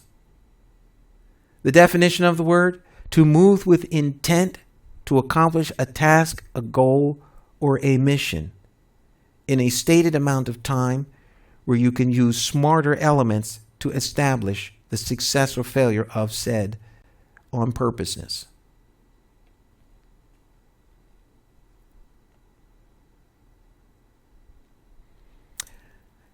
Address remediation. Our kids are behind and we must provide additional support to catch them up. As a community, we must come together and summon an army of academic resources to wrap around our kids. Youth development as a city priority. Our number one priority of the 5-point realignment is youth and education. Developing our young people is not a school issue alone. These are issues for our community, for the entire community, the whole city, and everything in it. They are citizens of the city. They are with us before school, after school, nights, weekends, and all summer. We are largely overlooking the insights and the potential of our city's most important constituents, our future leaders. Anyone that doesn't see the youth in Hartford as potential future leaders, that's in Hartford's employ, needs to really rethink about, looking for another job. We can create civically engaged adults starting now by inviting young people to the urban planning and policy making table. Okay? They should be taking part in everything that's going on. They should be included. All right? So that they can learn what leadership is. I've been doing programming a long time with kids, young people. All right? And I always took issue with this when I was 25 working with young people. I'm almost 60 now. Okay, and I always found it interesting when people said, we need to listen to the youth don't know anything. All right. Do they know stuff? Yeah. Do they know what's good for them? If they did, they wouldn't need to hear from you or even have conversations about it. They would be doing it. A friend of mine, H. Robert Silverstein, one of the best cardiologists in the country who works up at St. Francis Hospital,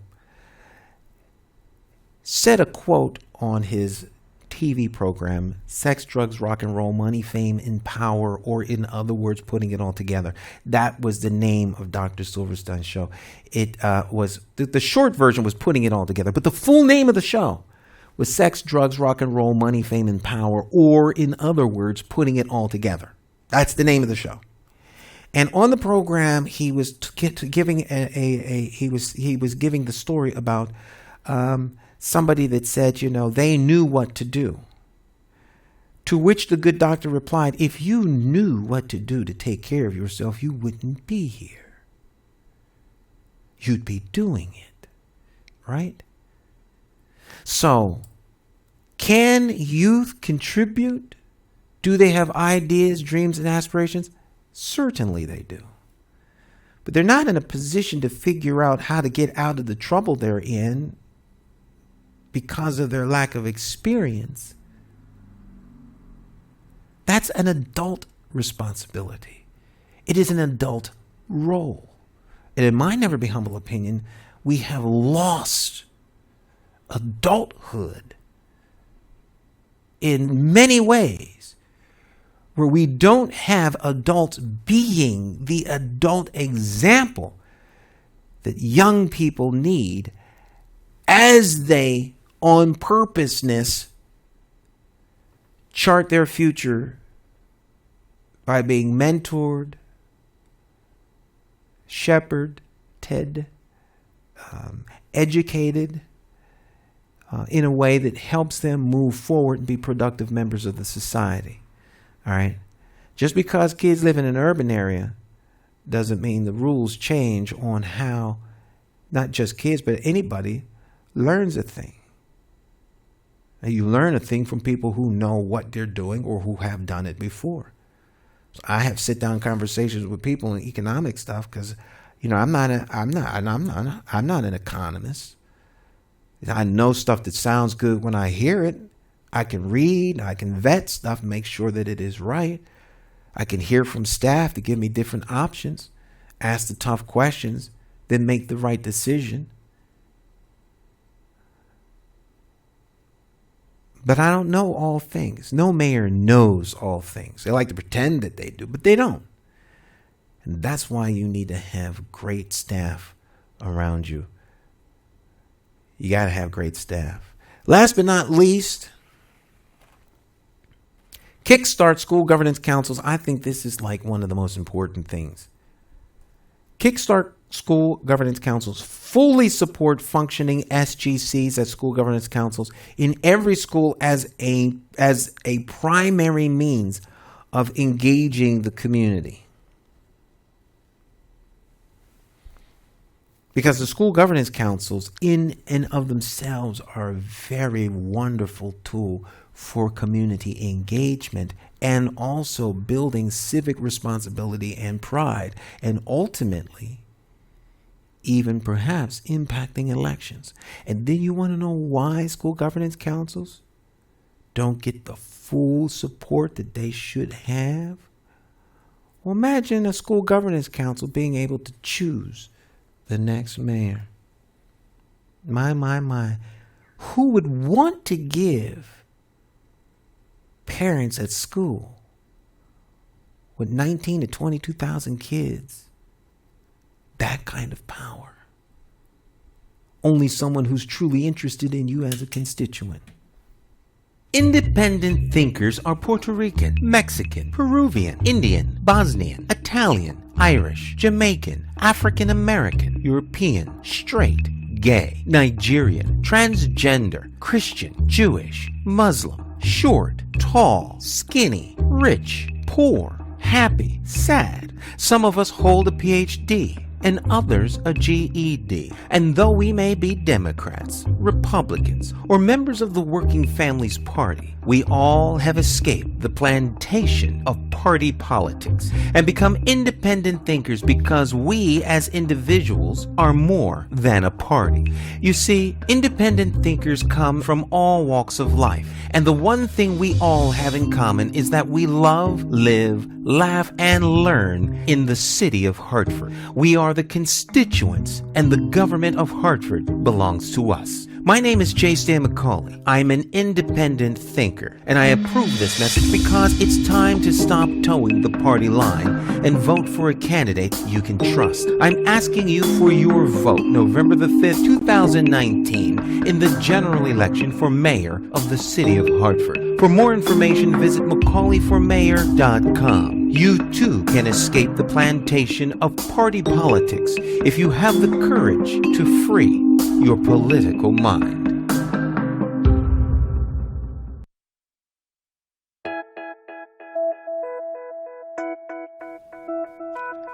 You know something? Hartford's strength is the people. They're independent thinkers and love their city. So how did Hartford fall into the hands of rogue policymakers? Well, to start, this rogue group spent nearly $1 million putting themselves on the inside and leaving you out in the cold. What if I told you that $5 can be the difference between a Hartford with hope and vision or a Hartford that is in perpetual decline, increasing crime, and an educational system going nowhere fast? Your $5 contribution to our team is a statement that you are investing in Hartford's future. Your $5 contribution to McCauley for Mayor will make you a member of the team, and together we will explore the possibilities. More than that, you will be demonstrating that Hartford's people are ready to make a stand with Stan. Our goal is to get the support of 5,000 people who live, work, and play in Hartford. I'm asking you to make a bold statement by contributing $5 right now, today. If you believe in Hartford and its people like I do, make that contribution. And together we will show Connecticut that the people of Hartford care enough to do our part. We are ready to pick up the ball and run. The people of Hartford are back in the game, and we're in it to win. My name is J. Sam McCauley, and I approve this message.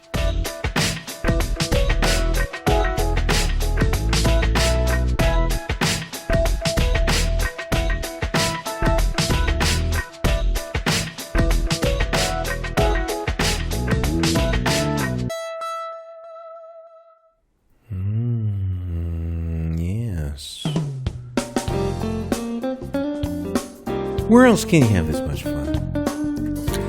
Support.McCauley.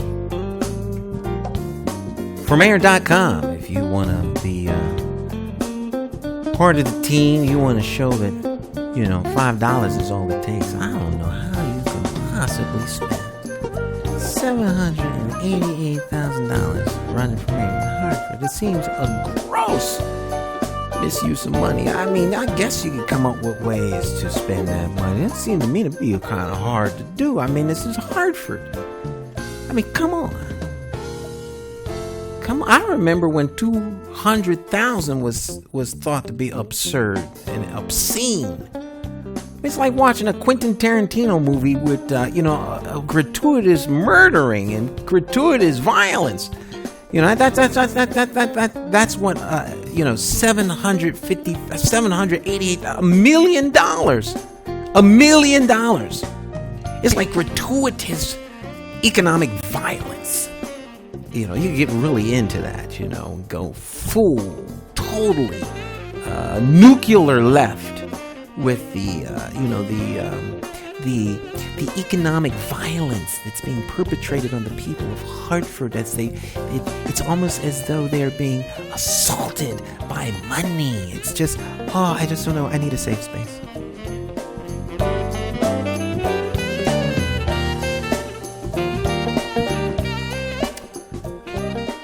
This is the reason they don't want me doing live television, particularly as the days wind closer to the election. All right. I want to remind everybody that September the 10th, 2019 is primary election day. The party-endorsed candidate, Mayor Luke Bronin, has been challenged by two members of the party. Okay. And those two members are Eddie Perez, former mayor of Hartford, and State Representative Brandon McGee. They are challenging the party's town committee and their endorsement of Mayor Bronin and 6 members of the city council for his slate, 4 members of the constable, 1 person for treasurer, and of course himself. That's what makes up the slate. All right. And so the town committee, who represents the party here in Hartford, endorsed Mayor Bronin. Now, several people took issue with that. One being former Mayor Eddie Perez. So he went out and he got signatures. Lots and lots of signatures. He said about 6,000 of them. Okay. And then he took his signatures down to City Hall. Kinfolk said, Eddie, move away from here. Said, California. No, stop. All right, so he took his signatures down to City Hall, and they looked at all the signatures, and out of those signatures, they found 2,143 that were good and verified, and that's all you need. At that point, you stop counting, right? Boom, done. But Eddie Perez was not alone. There's another person who challenges the wisdom of the Democratic Party Town Committee, State Representative Brandon McGee, 4 times elected, right? And he is the current chairman of the Black and Puerto Rican Caucus, leading blacks and Puerto Ricans that have been elected to office in the position of leadership. That's another subject for another day. But nonetheless, they went out and they got signatures too. 3,000.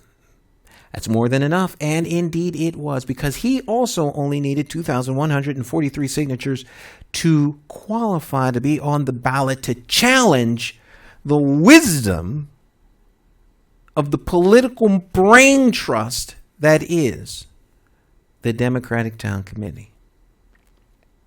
So there will be an election on September the 10th to see who the members of the party want to be their next mayor, their next city council, their next set of constables, and their next treasurer. I will be participating in that vote because I, too, am a Democrat. The reason I mention this is because some will claim I'm a Republican. When they tell you that, you need to look them straight in the eyeball and say, My, aren't you politically ignorant? How is it that you can be that ignorant and then have the audacity to suggest who I should vote for when you don't even know who the members of the party are? Not that Stan is all that in a bag of chips, but come on, man. Of all the Democrats in the city, you got to know that Stan is a Democrat. If you don't know that, then how can you claim to be politically astute? It amazes me that all these people that have all of this deep history of political wheeling and dealing in the city of Hartford, but then they don't know who some of the top people in terms of touching folk and being able to be in a position to run for mayor and don't know what party they are. If you don't know that, then as far as I'm concerned, your ignorance is beyond measure. Beyond measure. Beyond measure. Now, the next person to post something on my website on Facebook that I come across about me being a Republican, I'm gonna lay them out in the street verbally for their gross ignorance or willful deceit, because that's what it is. It will not fly with me. I will address it in the most ruthless of political ways that you can imagine. That, my friend, is a promise. You can take that to the bank. So I don't want to hear that. That's just ridiculous. It's ridiculous. But I digress from the story. I will be voting, but I will not vote for mayor. I'm going there to vote for 6 city council people, and I will be on purposeful. Right? With on purposeness, I will vote for city councilors. I have the 6 of them right here. All right, and there's 7. I have 7. See those little circles? You can't see who they are, but you can see the 7. 1, 2, 3, 4, 5, 6, and then there's one circle that's not colored in, and that's the 7th person. And I might actually come out publicly and say who these people are next week. Okay. The reason I'm not voting for mayor is because I'm telling, I'm voting for myself for mayor. Well, how would I vote for someone else to be mayor and then vote against that same person later on? Right. So that's just me. I can't do it. Others might. And I understand that. You want to limit, you want to pick who I'm going to be fighting against. Right. Because I don't know who I'm going to be running against. Doesn't matter to me who wins, because who wins is a moot point. It doesn't matter who wins, because whoever wins, I intend to beat.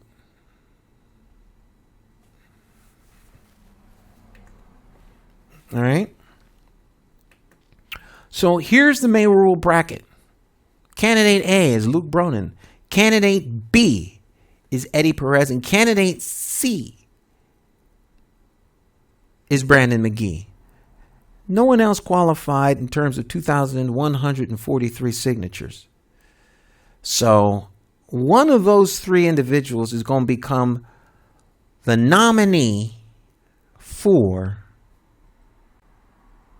the Democratic Party in the city of Hartford. Now, I was running as a petitioning candidate. However, because I was cross-endorsed by the Republican town committee, that disqualifies my petitioning ballot because I have been endorsed by a major party. And that endorsement by the major party puts me on line B. It goes right in league with what we've been talking about for the past year, 2 years, 3 years of freeing your political mind and leaving the plantation of party politics. It would seem to me that the Republican Party in Hartford has left the plantation of party politics, freed their political minds, come across party aisle and endorse J. Stan McCauley for mayor, even though I am a Democrat. They could have done it for the current administrator, but they did not.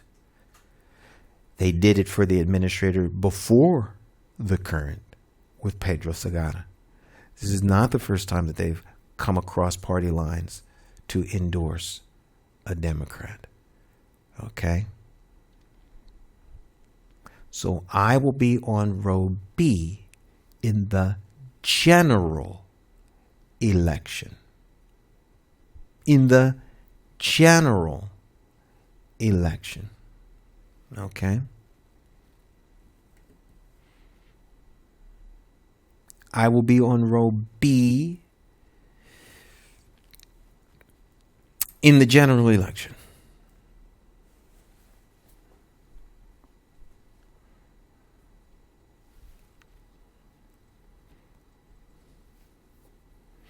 But I am a Democrat. I know it's a little bit confusing, but I am a Democrat that has been cross-endorsed by the Republican Town Committee. There is no primary because the members of the Republican Party apparently are comfortable with me as being the municipal leader. I think that speaks volumes because it says that there is sound, grounded reasoning.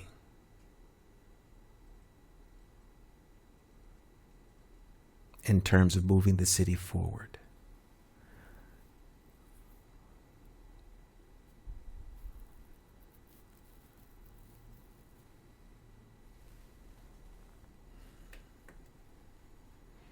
So I will be on the B line, and election day, November the 5th, we will see who the next mayor of Hartford will be. Of the names on the ballot that you can trust,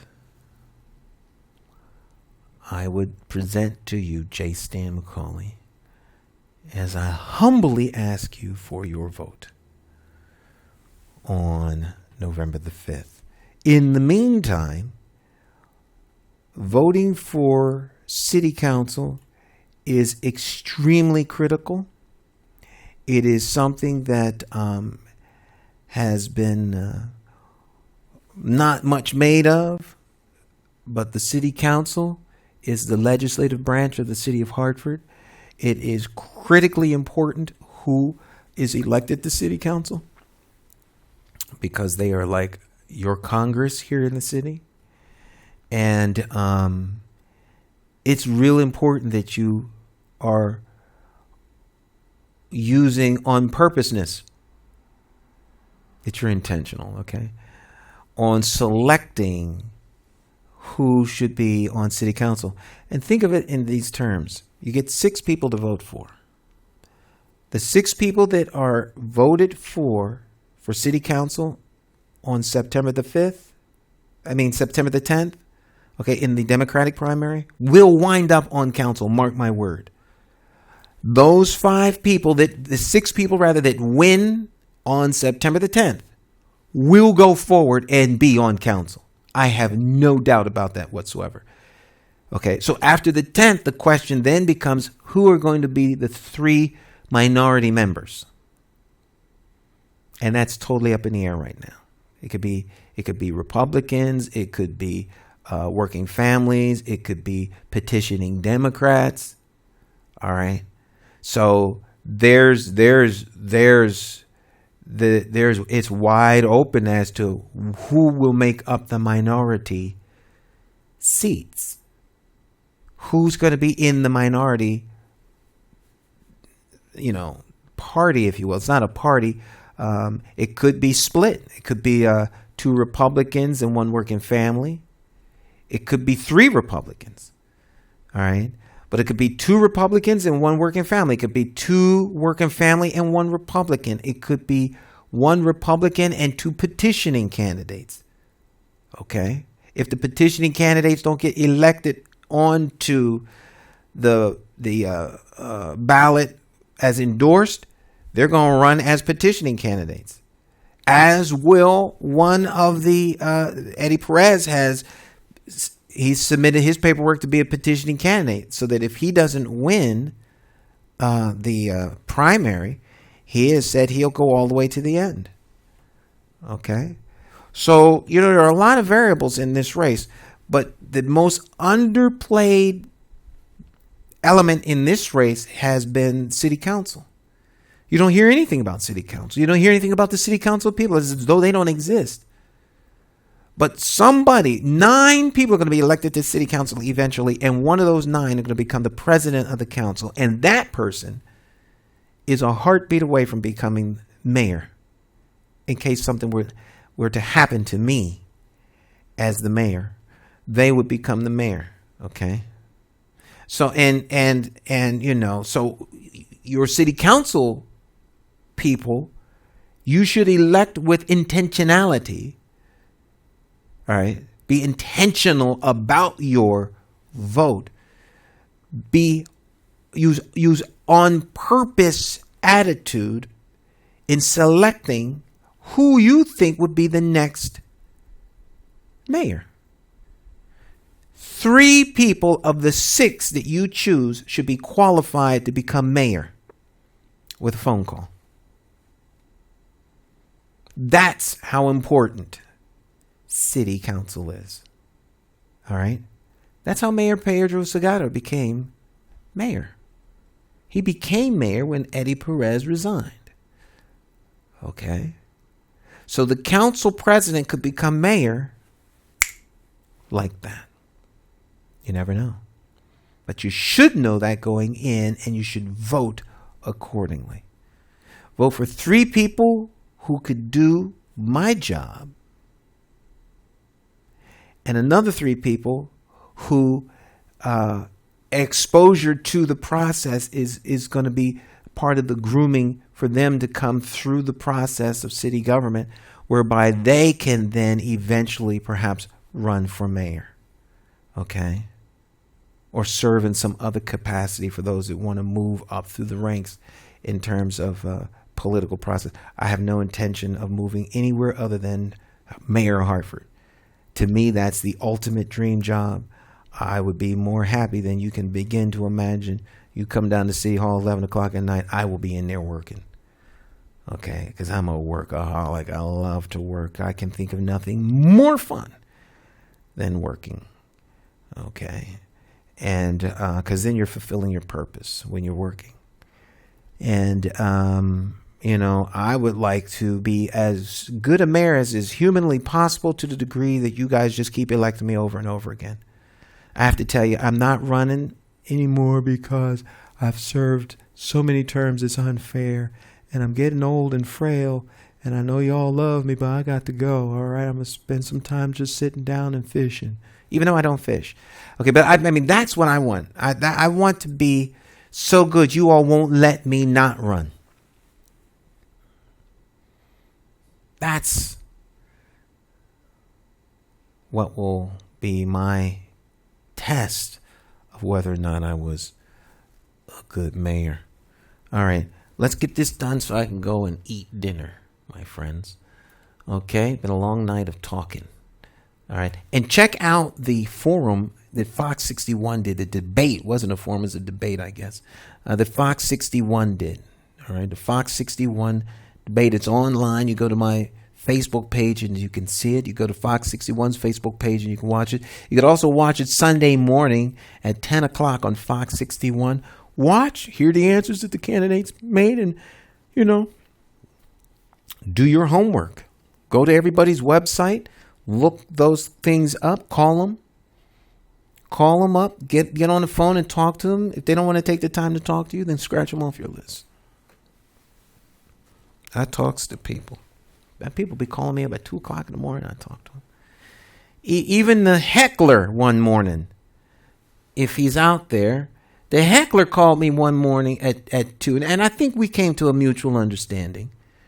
I think we came to mutual understanding of respect, and I can't wait to actually have a real conversation with them, because they seem, whoever they are, extremely smart. But the heckler called me up. I wasn't even on the air. and called me up like 2 o'clock in the morning. We had a substantive conversation for about maybe a half hour. And it was really cool. It was really cool. All right. So I answer the phone and I talk to anybody. Anybody. I really will. I talk to anybody. Because that's what I'm here for. All right. All right. Let's look at these questions that people have. And then we'll be done for the night. All right. Independent thinker. Yep. I am ready. Armor on, sword in hand, shield in the other, helmet on. You go ahead, Iris. And she says me too, independent thinker. Vote. All right. She liked the machine thing that we did. Yes, the machine. Share the machine with friends, family, and foe. That way you keep them all in the know. All right. Donald Pageant says hi. Hi back at you, Donald. Hi, Jay Stan. I haven't heard much about infrastructure, roads, and bridge repairs or replace in Hartford. What are your plans for the future? Well, we don't necessarily do road, bridge replacements in Hartford. That's done more at the state level, the State Department of Transportation, and the federal level. I'm not sure if there are any city-owned bridges. I don't have any plans for that right now because I don't know the state of of the infrastructure as it relates to major road repair. I would hope, because of the way municipalities run, that there is already a well thought out plan in terms of road replacement, pothole filling. Now, I don't know why there's as many potholes as there are. I will say, because we have to keep it all 100, that we had a rough winter as it relates to rain, freezing, rain, and freezing. And that creates, compromises the road. And then you're going to get more potholes than you would in a normal winter, summer cycle. Having said that, they still need to be filled. I will take as aggressive an approach to making sure that the city streets are smooth as is fiscally responsible. We can't spend money we don't have, but there would most certainly be a plan where these things become a very top priority. You're talking to someone who had his car undercarriage tore off going over these stupid speed bumps and shocks having to be replaced because of the potholes. So I'm sensitive on that. Okay. But pothole repair, we have a milling machine for what I understand. It's just a matter of how you're going to deploy these, where you're going to deploy them, and what parts of town and what constituency gets served first. It's political. Where that machine goes is more political than you think. There should be a very well thought out strategic plan for taking care of our streets that is done irrespective of the political dynamics of some streets needing to be maintained at the risk of losing a seat in office. All right, because it can get that deep. All right, I hope that answers your questions. I try to be as honest and forthright as is possible. Mr. Keeney says, I appreciate you answering the question on gun violence in the city. You did great. Keep up the good work. Thank you very much, Thomas. He is the man behind the man behind the man with the master plan for Hartford dwellers. That is him. Okay. De-escalate and conflict resolution is key. We don't need we don't need militarized mentality with police officers roaming around Hartford trying to lock people up. Well, that most certainly is true. You and I are on the same page on that one. We also definitely do need, though, law and order. And, I think when you don't have law and order, you can run into some serious issues. Are you calling to talk, or are you calling to talk on the air? Yeah, but I will be off in 10 minutes. So I answered because I didn't know whether you were watching and actually wanted to talk live on the air or whether you want me to call you back when I get off the air. Okay, I will call you back. You're not live on the air, so people can't hear you. Okay. All right. I'll call you back first. All right. Yeah, I do most of my return phone calls after midnight. I'm on the phone till 3 o'clock in the morning, many nights, almost every night, returning phone calls. Okay. So there's a whole contingency of people who I talk to, after 11 and into like 3 o'clock, because the folk I work with don't sleep at night. Oh, let me rephrase that. The people I work with love what they do, and you won't find them sleeping. I remember going to Kinko's and seeing Joe Young in there and a whole lot of other folks cutting and pasting 30 years ago. All the successful people in Hartford doing things in the community and around and about and even in some political circles were all folk that you could go and bump into at Kinko's because they were busy doing stuff. Everyone else at home sleeping and watching television, playing video games.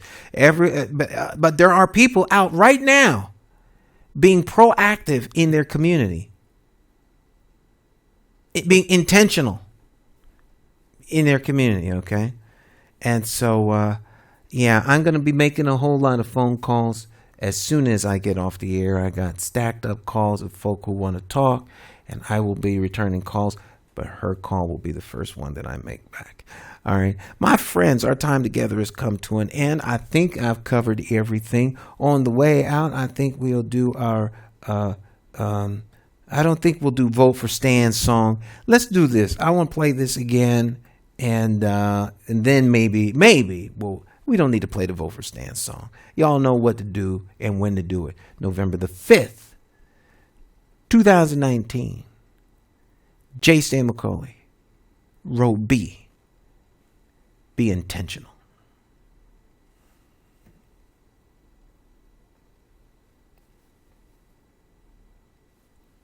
Roll tape.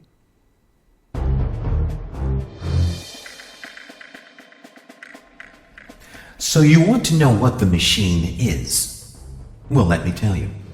The machine is a system of municipal government in Hartford, Connecticut that I refer to as plantation party politics.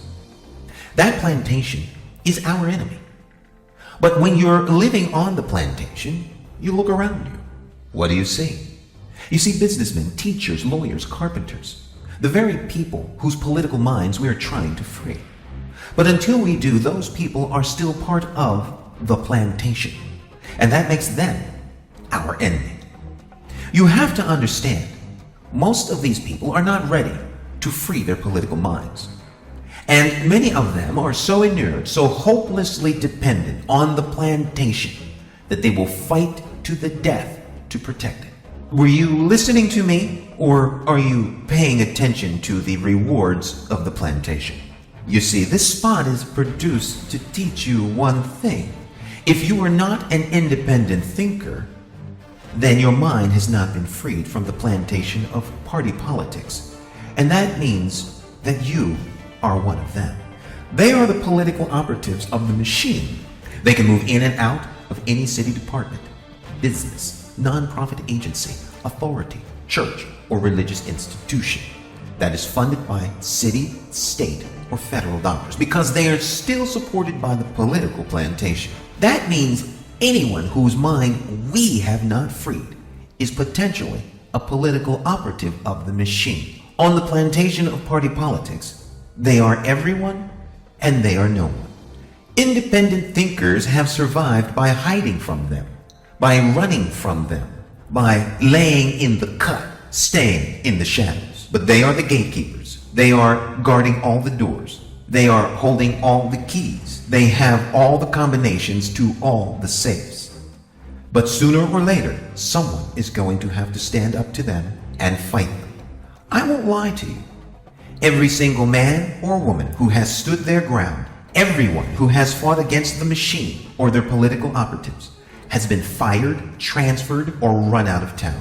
But where they have failed, you, like me, will succeed. Look, I've seen political operatives take jobs away from people's kids.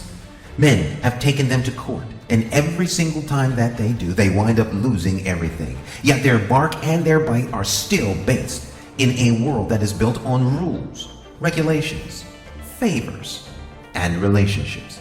Because of that, they will never be as strong or as effective as you can be. My name is J. Stan McCauley. I approve this message, and I am an independent thinker. And what I'm trying to tell you is that you won't have to fight the machine or its political operatives if you leave the plantation of party politics and free your political mind. All you have to do to escape is vote on November 5th for an independent thinker. Don't you think it's time to free your political mind? For more information, visit McCauleyformayor.com.